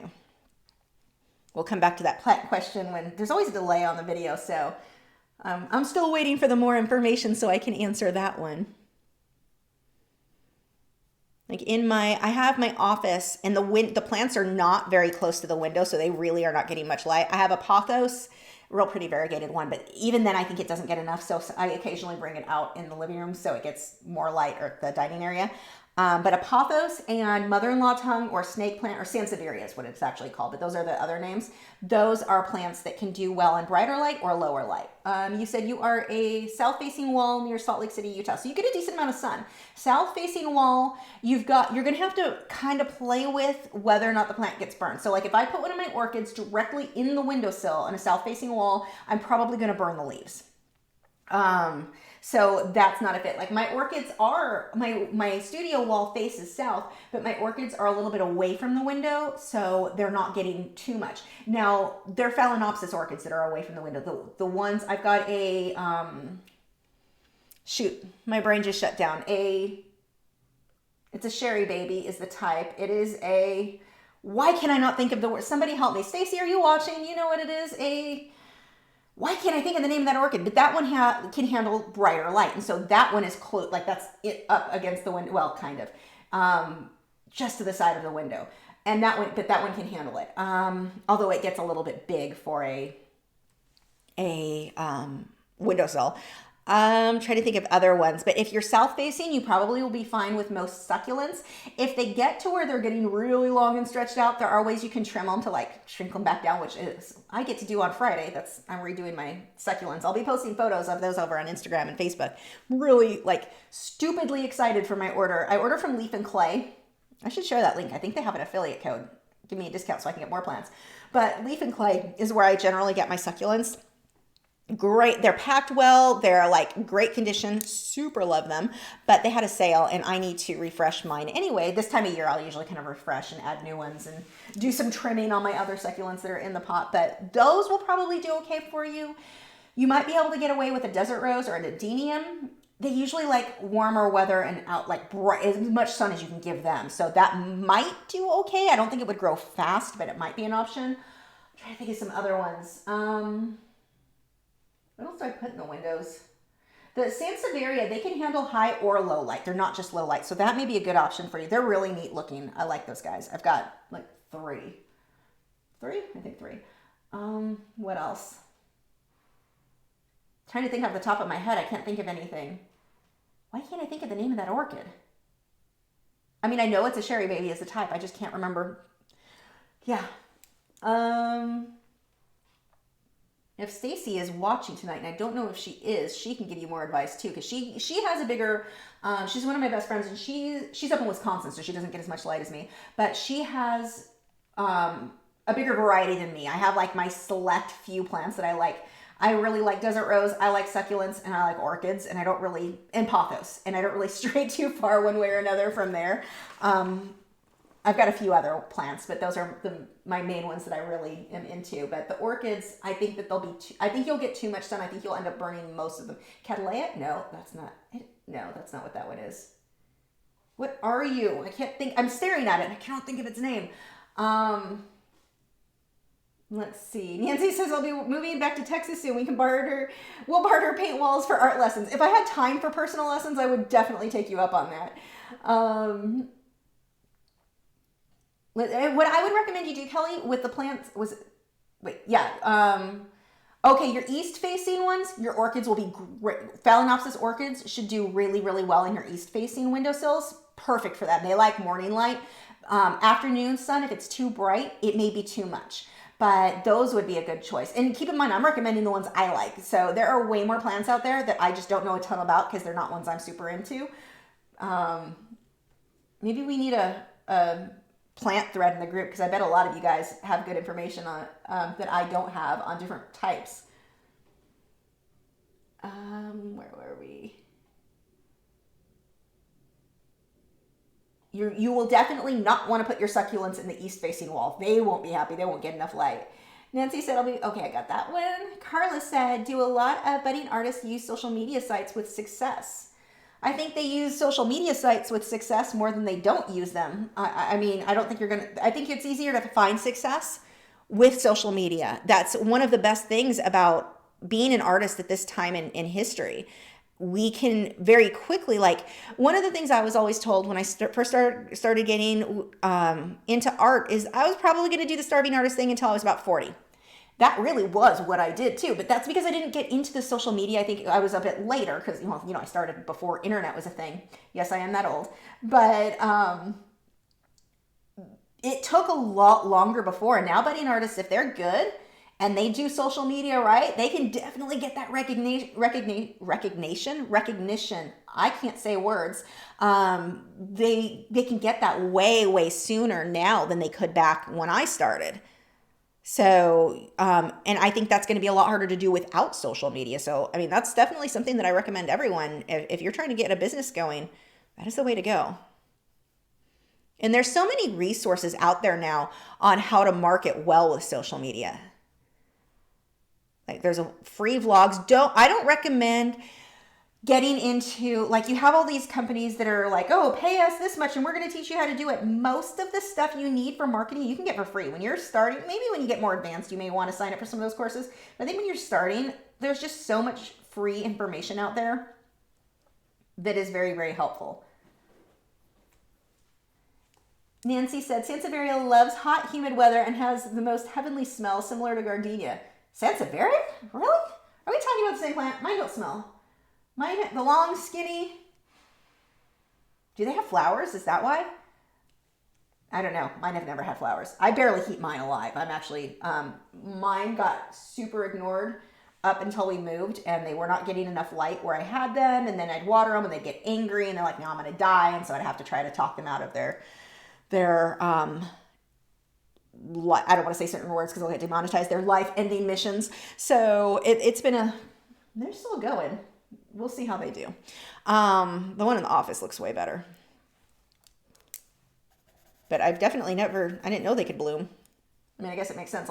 Actually this year I had the windowsill because it's facing south. Normally during the winter, all my succulents just go to crap. Like they do not do well in the winter because they don't get enough light. And here they have been. So they've actually, one of them bloomed.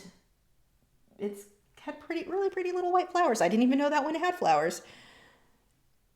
My plants definitely like this house a lot. We chose a house. I wanted a house where the backyard and the back windows would face south for the plants. Yes, I shot for a house for my plants, but it's working out real well. Those plants are super happy, but my orchids just, that they can't be in the window. They just had to be they can be in the same room. They just had to be a little bit further back.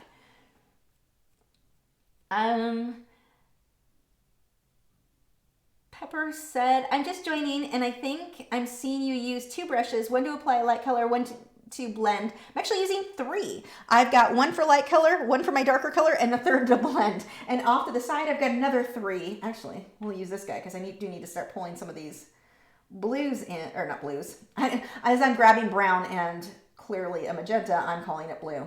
I'm a good artist. I know my colors. Insidium Orchid, thank you. That is what it is. And that's the name of one of my characters in Warcraft. You think I would remember that, and for some reason, I just blanked on that completely. Thank you. Nancy says, Sansevieria are used as hedges in Florida. Blooms are unspectacular, but smell heavenly. I had no idea. See, mine have not been getting, they're considered a low light, but it's more that they'll tolerate low light. I think they would prefer, like what you're saying, the higher light. And so mine, I don't think I will ever see bloom unless I get them closer. Actually, my adenium will get moved outside. I need to get a bench or something out there for them. But my adenium will get, or all of them will get moved outside. Right now they're taking up a space that I'll probably end up moving my Sansevieria to, so they'll get more light. Sorry, I'm thinking out loud as I'm looking at my plants, like who gets moved where?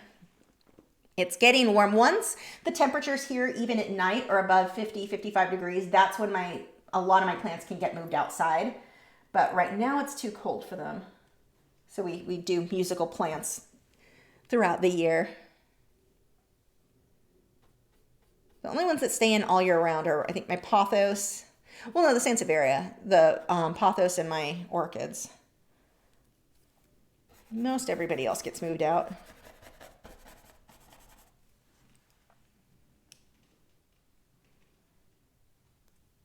That is one thing. There are not many things I miss about California, but one of the things I miss was that you could pretty much plant just about anything out there and leave it outside pretty much all year round. My mom's yard is stunning. I love hers. She's definitely where I was trained to love for keeping plants, but I do miss the fact like certain things like out there, pretty much well, not every, but you had more fruit trees that did well year round. Here, a lot of them, like the Myers lemon trees, the smell of those flowers is amazing. I would love to have one, but they have to be brought in during the winter or like put in a greenhouse, which I do not have and do not have room for. I'm like, this isn't the right place for some of the ones I'd really like.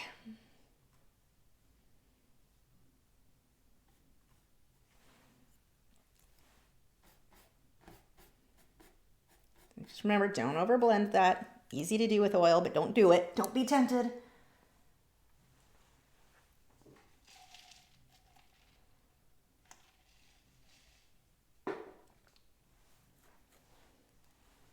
It's so funny to me that I couldn't remember the word insidium because I like how it sounds. Like you would just...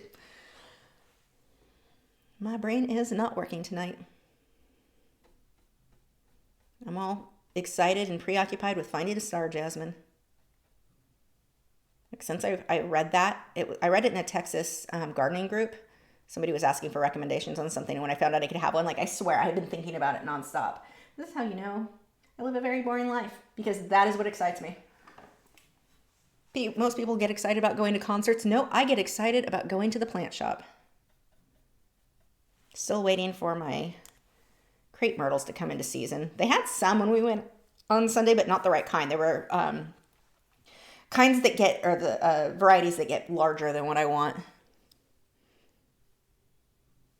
I want to get a few dwarf varieties. Okay, that, oh, this actually should connect here a bit more.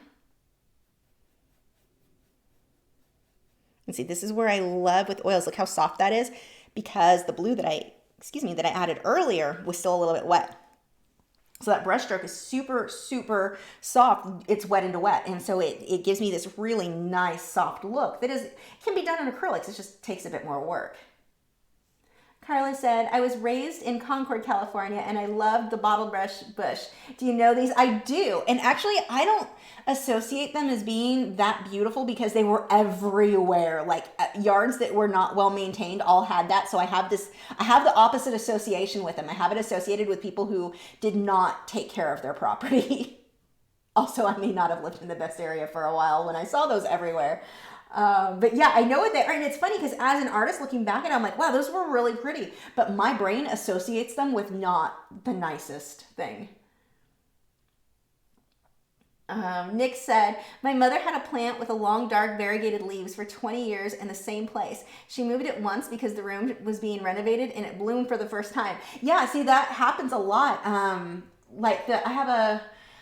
I think it's related to a peace lily. I'm not sure if that's actually what it is. It's on my refrigerator. It was given to me, my mother-in-law. It was at her work, and when they moved, they got rid of all the plants. Like, they were leased by a company, and the company allowed them to buy them all for like $5 each. And it's a good size, beautiful plant. And it has, so it's not really normal variegated, but like even striped, beautiful plant. And it's up on my refrigerator. It gets very, very little light where it's at.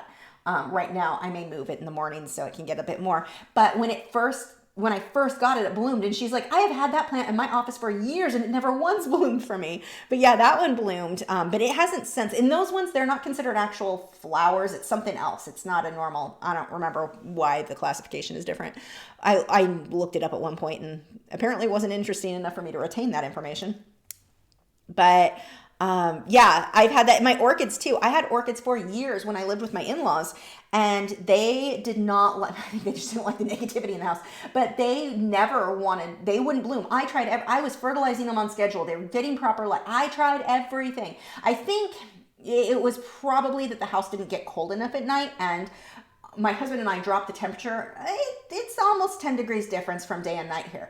And that's what orchids like to trigger them to bloom. Although I have one of mine now, it blooms usually twice a year. It's in bloom now. It's my biggest one.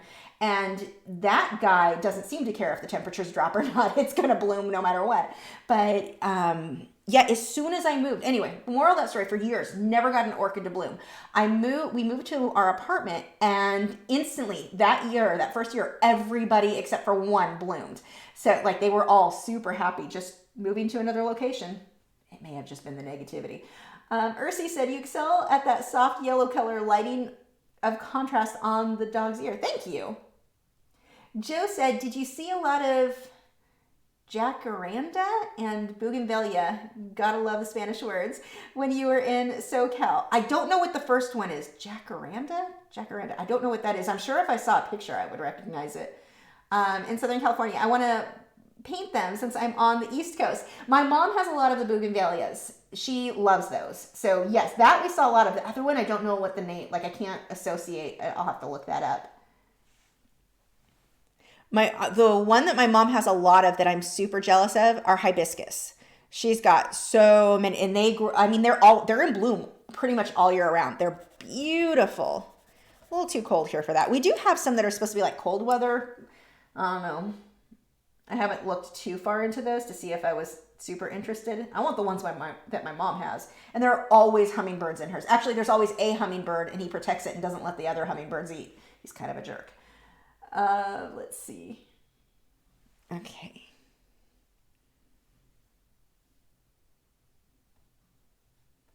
Speaking of, that's the other place I need to go get new hummingbird nectar from what is it called? Wild Birds Unlimited.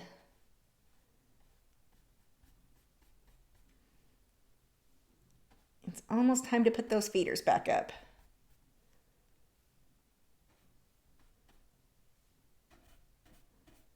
I need to redo my patio too with I have all the hanging decorations and lights and all that. I haven't done any of that yet. I've got lots of stuff. The hummingbird feeders are a part of that I still need to put out. Carla said, we now live in Oregon and the moist air helps with the orchids bloom. Oh, I bet. Yeah, the humidity they do like, and we get pretty humid here. Well, if I leave the windows open, it's humid anyway. They definitely seem to like that. It's humid enough that I had a real hard time. I had no problem with the orchid that I had in California. When I first moved to Texas, I kept killing them from root rot and I could not figure out. I'm like, I'm doing the same thing. They're potted in the same media. I had to put a ceiling fan in the room because the air didn't move enough. And with it being so humid, I was killing them off one by one. I'll talk about that in the how to take care of orchids video for sure. But I put a ceiling fan in in the room, and it solved almost all the problems. That, and then I started playing around with mounting orchids. You can't get root rot that way. You just have to remember to water them. They take a bit more work. I have a few that are actually my biggest one I would love to put in a pot, but his roots are so attached to the bark I would have to rip too much out to move him. So he doesn't get watered as much as he'd like, I'm sure. Joe said, jacaranda is a gorgeous purple flowering tree. I know they're in southern LA County a lot. I'm sure I've seen them then. I'll have to look that up. Actually, curiosity has me wanting to look it up now. Oh, of course, now I have to figure out a place to put all my wet brushes.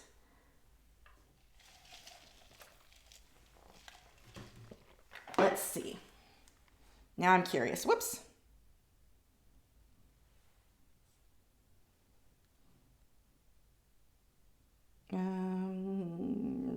What was I looking up? Oh, how do you spell that?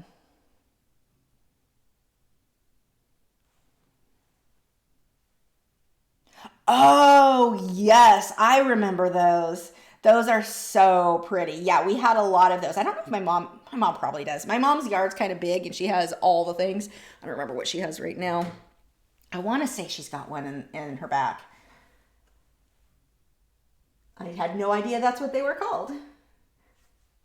I want to get a Harry Lauder plant for here. Those ones look really, that's the one thing we can do here that don't really grow well in Southern, well, they don't lose the leaves in Southern California, so you don't get that cool winter spirally thing. I definitely need to look into getting some of those for my backyard. I did get, I think I told you guys that last week, I got a few, I got 4, 5, 6, 7 new plants a couple of weeks ago. They're in pots right now, but eventually I think I'm going to put them around, they're hedge type plants. They'll go around the bay window, but they all have flowers that bees like. So I'm super excited to have bee food out there. I wasn't sure if they had them or if the bees had found them yet, but yesterday the sprinklers went on and the bees weren't happy about it. It was the first time I was able to see for sure there were bees. They have found them, and they also don't want me putting on sprinklers during the day. It wasn't supposed to go off. I just don't know how to work my sprinkler system. I think I fixed it. I also think I really need a Wi-Fi system so I can easily set it by my phone, because that was a really frustrating thing, and it's probably still not right. For some reason, I have it set where it wants to go off twice a day. That's not correct. Should not do that. Kelly said, we were given a hummingbird feeder, but when we put it all up, it seemed to attract were wasps. Oh no! Our rows of Sharon bushes, whoops, that scrolled too far, 1 second. Where was that? Rows of Sharon bushes out front will attract them when they are in bloom though. Nice. Yeah, in the apartment, I didn't realize hummingbirds would find them up on the 3rd floor. So the first few years I didn't have them. Then we got them, and they really came quite a lot. I loved those. So I'm excited to get those back up.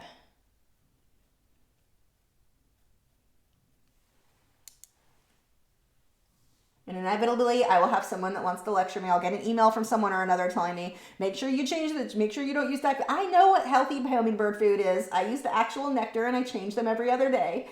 I'll just throw that out there so no one needs to take the time to email me a lecture. Let's see. Where was I? We used to get bees in my feeder too, which I'm totally okay with, even if it was only bees. I also like that. What are the colors you are blending together? Red and yellow. It is, I'm kind of mixing a few. I've got like a deep violet, which I think is called something else in oil paint. In acrylics, it would be deep violet. I'm mixing that with, what color was that one? It was a reddish brown tone, and I can't remember the name because I put the paint tubes away already.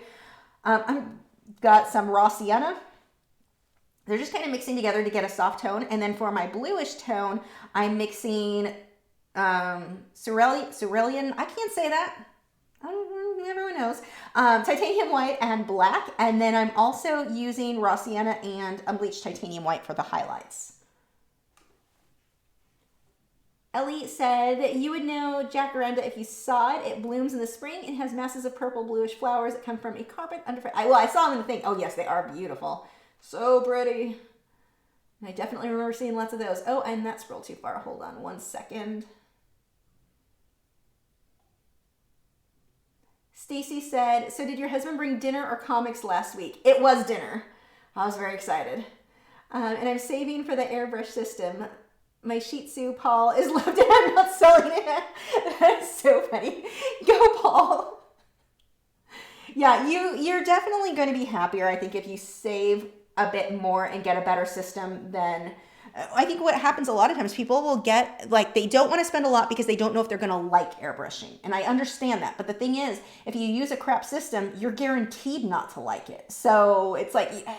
and it's going to die, and then you're not going to want to deal with it, and you're just better off save up, get the good stuff without selling Paul the Shih Tzu. That was too funny.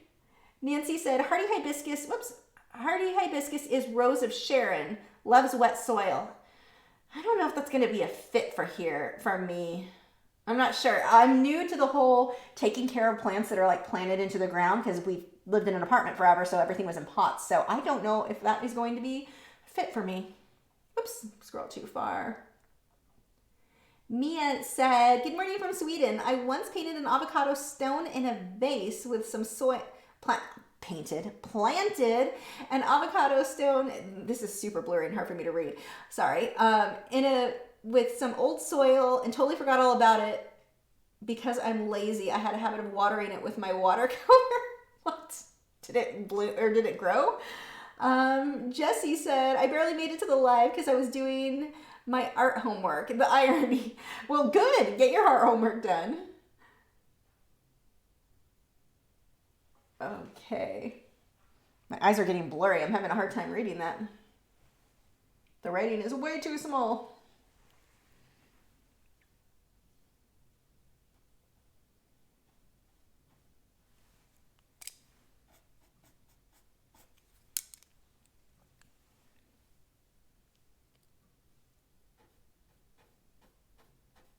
So this is one of the things I love. Like here I had the fur kind of moving in the wrong direction on the inside of that shadow. Doesn't matter, that was still wet. It just moved the brush back over it. With acrylics, I would have to fight a bit more to adjust the direction that fur was moving. Sarah said, and just as a reminder, guys, if you make sure to do the Lachri fine art, if the question does not highlight in orange, I will either not see it or I'll assume you're not talking to me. So I'm not ignoring you intentionally. Just make sure it does that. And if you can't get it to highlight in orange, I understand because I can't either. Ask one of the moderators or somebody else and they'll post the question for you. Sarah said, the Smithsonian recommends 1 part sugar to 2 or 4 parts water for hummingbird nectar. Is that what you use? No, I use a hummingbird nectar that's... I get from the wild bird. It's called Wild Birds Unlimited. They like specialize in it's for feeding wild birds, and I really like that one because it helps it not to go bad as fast because it can build a bacteria very, very quickly. And they have, I forget what it is, but they have something in it that helps it not to. So I still change it every other day, but that way, because of the heat and the sun and all of that grows really quick, you're better off, if you're not changing your hummingbird feeder very often, like once a week is not enough, at least in our weather, then you're better off not feeding them at all because you're too likely to kill them by they build up bacteria in those feeders. So I have to every other day pull them down, wash them out with soap and water, hot water, get it all clean and refill it. But that helps. I forget. They explained it to me and I'm screwing that up. And so somebody's probably going to be like, oh, you're putting preservatives. No, it's something else, but it's, I forget the brand, but that is what I typically use. Mia said, yes, it did grow and I had no idea what it was. Oh my gosh, that's funny.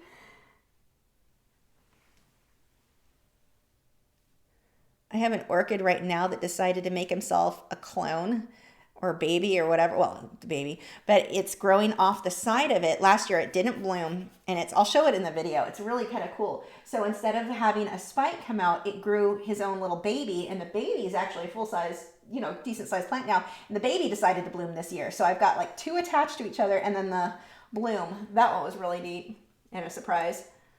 Mia says watercolor at its best. That is so funny.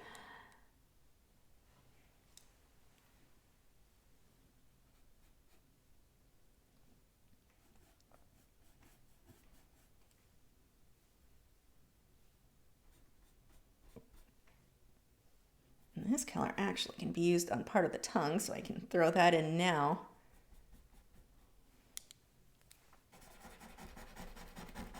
Smudge that out a bit. And that was a bit too light. Where is my Q-tip? It's stuck. Okay, I think I need a different Q-tip. Oh, it is stuck behind the easel. I had another one. Where did it go? I lost it. Wow. Oh, here it is. Okay, what did I... Oh, I forgot what I needed to wipe off. Let's see. Nick said, okay, yes, make sure you're doing the Lachri fine art, so I will see your questions. Ursi said, the color choices look great. Thanks. They look a little different in person. Right now, he's much more pastel in person than what you guys are seeing.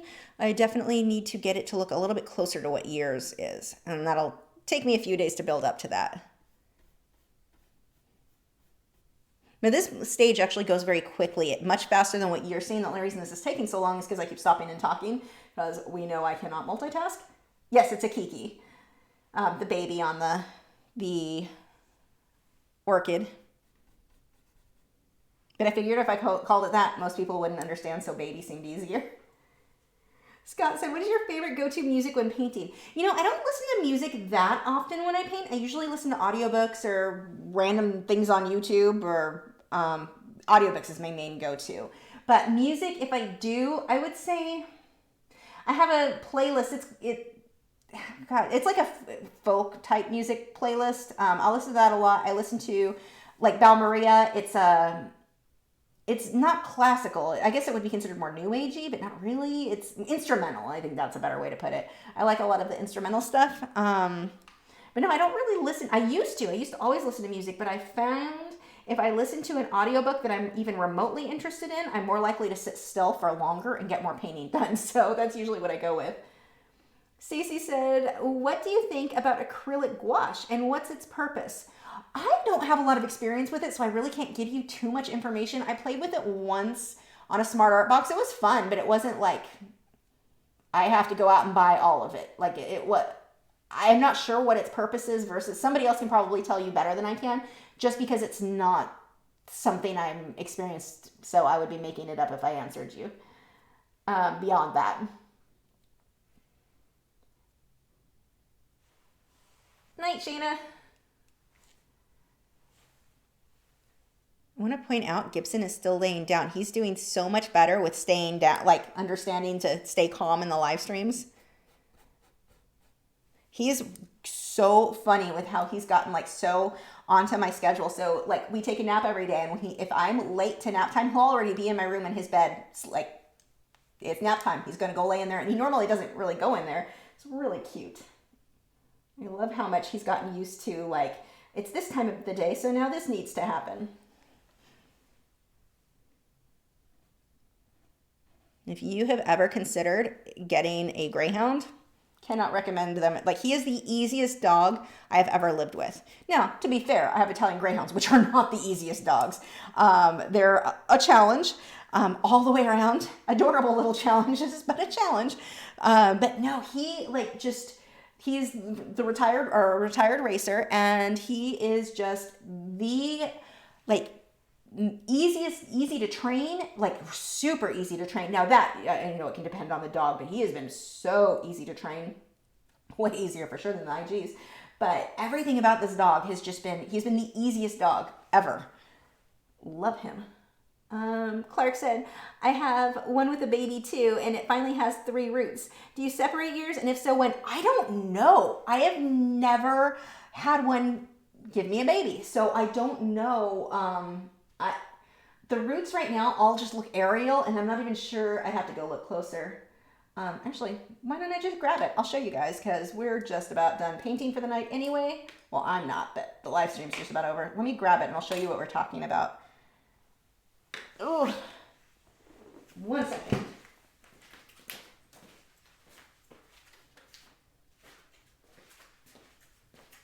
I don't know, the baby does have some roots. They kind of blend in with all the aerial roots of the other one. So this is the, I don't know if that's going to show on, hold on, let me pull the other thing up so I can see if you guys can even see this. So this is the main, actually, this is heavy. Let me pull it up. It's hot. This is the main, the mother plant here, and these are all of its aerial roots. This little guy sticking off to the side is his bait. It's a baby. And then the spike here is coming from the baby this year. But yeah, we've got 3, 4 roots, it looks like, that the baby has. I don't know if I'm going to separate it anytime soon. If it started taking too much from the mother plant, like if it starts to not, the mother plant looks like it's suffering at all, then I'll cut it for sure then. But in the meantime, I just think it looks neat because the way the two together are. But whenever a plant has, and I'm not sure on orchids, but I know some plants, if they have like suckers or the little babies coming off of them, that can strain the mother plant. So at some point it probably should be removed or cut and put into its own pot. But for now, everybody seems fairly happy. I don't know. We'll see how it goes. But I've never had that happen with one before. I also have another first this year. I have an orchid that wasn't growing well at all. Like it's a phalaenopsis, and this thing was just not doing it. The leaves, like it's always been a problem. I suspect it has a virus. So either that or it's just a weak variety. It could go either way. But that one, it has a terminal spike, which is kind of, I've never seen that before in person. So, and that's where the spike grows from the crown. So in an orchid, and I'll show you guys in that video, but the orchids, the center, here is your crown right in here. And that's where new leaves come. And in this case, instead of leaves, that is where the spike came, which means no new leaves are going to come from that. So it is possible that that one could throw a kiki like this one has, where it makes its own baby. So I won't just throw them out, but most likely, because it's been a weak plant since I got it. It's never grown well. Nothing I can do makes this thing happy. So it's bloomed a couple times, but it won't produce leaves well. So that one's kind of an oddball. That'll be interesting to see how that one goes over time. Oh, I can stop recording. I'm done with painting that for right now. Let's see. Yeah, Nick says dogs love schedules. He does an Echo, one of my other Italian greyhounds. She's a big one on schedule. She has her order of things. And like, if I trim one dog's nails, her nails grow really slow, so hers don't need to be done every week or every whatever. But she gets so upset. She hates having her nails done. But if I do Jessie's, in her mind, hers, she goes next. And she'll sit there and shake like a leaf because she does not want it done. But in her head, it doesn't matter. This is the order of things. She has to have hers done next. So I have to just act like I do them, even though they don't need to be. Her nails do not grow. She's weird. But yeah, she's really big on like the order. Everything has to be in a certain order because that's the way it is. My other girl, Jessie, gives no cares about any schedule, nothing, like nothing. Let's see. Jessie said, when are you planning to use the Derwent watercolor pencils again? I love that drawing of the lionfish. It came out beautifully. I need to do some soon. My next is going to be a Derwent Inktense because I've told you Derwent's coming out and they kind of want to focus on the Inktense. So I want to have a project mostly done that I can work on for that video. And I want to do something surreal. I don't know. I'm thinking something with the moon. What else should I include? Let me know if you guys have ideas. I want to do, for sure, I want bright colors and I want surreal. That's all I know. It'll probably be a 16 by 20. I've got to get that started. This guy should be done on Saturday. So Sunday I will be starting that. And I need to get that mostly done by, I think, the following weekend if I'm doing my math. Maybe it's, I don't know, soon. I need to get that done. Mostly done anyway. Pretty soon. So I've got to come up with some surreal plan. Maybe it'll just be an underwater scene. I don't know. Since I do a lot of that with Derwent or with the Inktense. I don't know. My mind is like bouncing all over. I can't. Also, I had extra caffeine tonight, so that's not helping. But yeah, I've got to come up with an idea on that. So let me know if you have any like crazy ideas that you think would be cool. Definitely let me know. Rhea said, "Hey Lisa, I just wanted to know how you take care of your brushes when you're working on an oil painting." So while I'm painting for tonight, they just stay here on my palette. I just set them to the side. When I'm done painting, what I'm going to do is take each brush.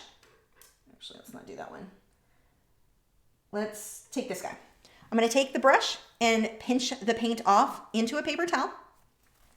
Then I'm going to take my brush cleaner. It's my Mona Lisa odorless paint thinner. Ooh, which is almost dry. I need to replace this. That is a muddy mess in there, but I will just clean that in there, rub that the brush along the bottom. I need to clean that out badly. Then I will again pinch that off onto the paper towel. I want to get it to where no paint is coming off on there. Then I'm going to let this set, usually overnight, because it lathers better when there's less OMS in it. Once it dries, it's the Masters, I believe, brush cleaner. Or the Old Masters brush cleaner. There's a link on my website. Well, I need to update those links. It may be too old, but I will clean that with warm water and soap, lather it up, and then pull the brushes back into place, and that's how I clean it. You will not believe, if you just use your OMS or your paint thinner to clean your brushes, you will not believe the difference of how much, because you think you get everything out. It looks like it's clean, everything should be good. But when you clean it the next day, you go over, or an hour later, I just let the OMS kind of dry out of there. It'll lather better. You will not believe how much paint still comes out when you use the soap. Any soap. You could use pink soap. There's a lot of them. I like the Old Masters. But so much more paint will come out. And if you do that last step with the actual soap, your brushes will last so much longer. If you only clean them in the OMS, I think it's the liquid, it just dries so fast. But even when I used to use linseed oil, your brushes will slowly start to harden over time. The OMS is only going, or the paint thinner will only get so much of it out. You go back over it with the brush cleaner and your brushes will last so much longer. It will save you a ton of money because of how much longer your brushes will last. Let's see. Clark said, I had another that had one and it suddenly took a turn. I lost both. Mine grew on a spike that the flowers do. Oh, see, and I've not had that happen either. Well, I've not had this happen. But yeah, they'll sometimes grow on the spike. Was it a terminal spike? I'm curious, because I'm kind of curious to see if mine throws a kiki out of the terminal spike. But part of me is like, even if it does, do I really want that plant? Because we're talking about, not this one I just showed you, but it's a small one that I have a mini that just never has grown well. The leaves everything it does not look good. The roots are the only thing that look good on this plant. But if that one were to throw a kiki, I don't even know if I want to try to keep that going, because I'm like, it seems like it's either a weak variety or virus. In either case, I don't really want it. So yeah, I'm keeping it more for science. It's away from my other orchids, so it's not going to infect anybody if it is virused, but it's for science. I'm just kind of curious what'll happen with that one over time. But I kind of don't want it. I would rather replace it with one that is going to be healthier and do better. And I think it was just a plain pink flower. It's not one I'm super excited about. So we'll see. Sherry said, wait until the roots are about 3 inches long, snap it off, put it in fine bark, and keep it moist. Okay, so I think those are, oh, it's right in front of me. How long are your roots? Come here. I love this orchid. This one has done so well for me, besides the fact that it is giving me a baby. Those roots are, yeah, those are about 3 inches. Oh, some of these are way longer than 3 inches. Some of these are down into the pot. It grew, this is what it's grown. This is a 1 year of growth is what this here, the baby is. No, wait, I'm sorry. That's the mom. 1 year of growth here is what the baby is. But yeah, those roots look, some of those are like 4 inches, 4 or 5. No, that one looks more like 5. I'd say 5. So yeah, I'll let it finish with the bloom for this year because I don't want to stress it out. And then I will probably do that. You can see some damage on this leaf. It had spider mites a couple of years ago. That's what that's from, but I fixed it. He's fine. He just has a little bit of damage on there, but all the newer leaves look fine. Let's stick you back in there. Let's see. What hosting do you use for your website? Is it on WordPress? No, it is a WordPress site, but I use a company called EMWD. If you go to my website, there's a link, whether the link works or not, I don't know, but it's emwd.com, and it's WordPress through their site. Best hosting company ever. I had problems with previous companies, went to them. Now I've been with them for like 20 years, so it's been a while since I used anybody else, maybe 18 years, but I have had times where I screwed up my website and like deleted the whole thing on accident. Like, wow, I hit a wrong button. That was before it was WordPress, but they switched it to WordPress for me when I was ready for that. But I screwed stuff up and I had emailed them at like 3 a.m. within an hour. He had it fixed for me. I mean, really amazingly good, like reliable company. You have other companies like, say, GoDaddy, who are notorious for screwing their customers over, where they'll say you were late on a payment when you were not, and then they're charging you hundreds of dollars to get your domain name back. It's a disaster. So I host my site, and I purchase my domain name or keep it registered through EMWD. Love them. It costs a little bit more than some of the other sites are or do, but trust me, you have customer support that you're not going to get through like I keep using GoDaddy because they're one of the worst, but you have support with them that you will not get from one of these lower cost companies, and they are not going to screw you over like the lower cost companies are just so known to do. So yeah, that is who I use. I could have just said EMWD without the lecture, huh? Or the rant. I guess it wasn't a lecture. It was more of a rant. I can't talk without ranting. That's like how I communicate. Let's see. Sneak said, if you take your plant to a knowledgeable greenhouse, they can repot your plant for a nominal charge. But I'm probably more knowledgeable than most of the greenhouses, honestly, when it comes to orchids. I mean, this is new for me. I've not had a kiki, but I repot all of my orchids. Yes, that is something that somebody else could do, but I wouldn't even recommend anyone do that. I recommend you learn how to do that on your own. You're going to need to do it. I've known of people that went to a knowledgeable greenhouse and everything went to hell afterwards. So I learned to do it yourself and learn why you're making choices. If you don't know why you need to repot a certain way, if you don't know what you're looking for, then you're going to have a harder time, I think, taking care of that plant in the long term. So in this case, I would rather do it myself and learn how to do it myself, because sooner or later I'm going to have another plant give me more babies. I need to know how to do that, and I'm not going to. I mean, there's so many resources on YouTube alone on how to learn how to do these, or blogs and all of that. No, I definitely will be doing that on my own, good or bad. I'm doing it on my own. Let's see. It's not bad advice. My mom has done that before, but it's like, and then it all went to hell. So yeah, no, I will play around with that on my own. Ursi said, like your orchid continues to buy really nice orchid flowers. Yes. The G Pepper said, I have a blue heeler dog that thinks he's the keeper of time. I can't be late doing anything. And I try intentionally with the dogs not to feed at the exact same time every day so that they don't freak out if I'm an hour late or an hour early or whatever. I do try to keep that a little bit more mixed up, but it doesn't matter. They still are like, it's close, the time is close, feed us now. I never feed them though, and this is something I've always done with my dogs. I never feed them right when I wake up, because I don't want them waking me up because they want me to feed them. Like, I don't want them to associate, I wake up, then they eat. Like, it's going to be at least 2 hours after I wake up before I'll feed anybody. Let's see. I mean, I work from home, so that's obviously something I could do. If I had to go to work, that would be different, but it works. Nobody wakes me up to eat. I'm very grumpy when I wake up. Where are we? Well, there was one from Ursi's. Nope, got that one. Thank you everyone for joining tonight too. If you haven't already, if you can hit the like button, it helps me out. Well, some people say that it helps, some people say it doesn't help. I don't know, maybe it'll help, possibly. It doesn't hurt. But if you can hit the like button, the thing that you can really do if you ever want to help any YouTuber that you watch is to share the video. Share on Facebook, share on whatever platform you use. That really does a lot to help out all of the YouTubers. Let's see. Art and Diamonds with Eskies said, my Eskies tell me when it's 8 a.m. and 8 p.m. every day without fail. Those are the times they get their treats.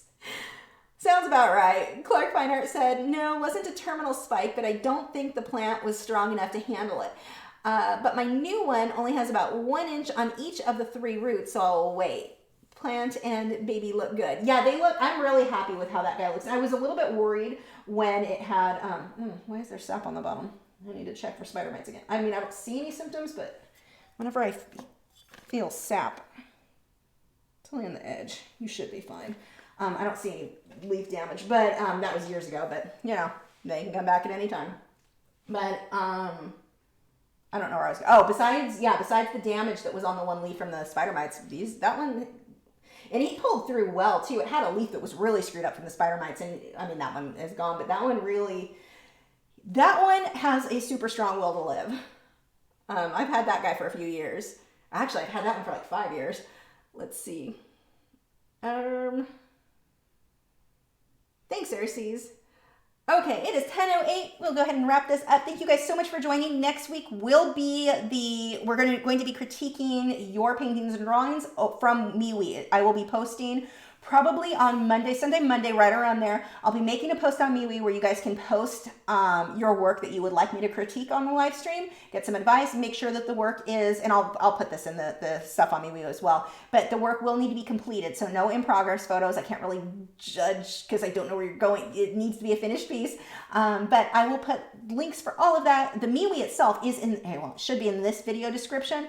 So make sure you're already signed up over there if you are interested in that.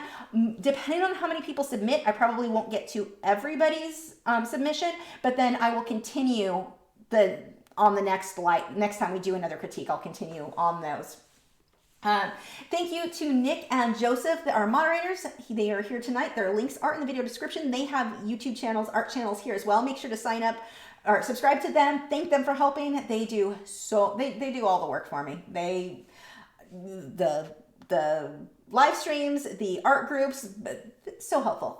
Anyway, yeah, that's it. Thank you guys again for joining, and I will have photos with this guy. He should be finished on Saturday, so I should, hopefully Sunday or Monday, I should have photos of this guy being done.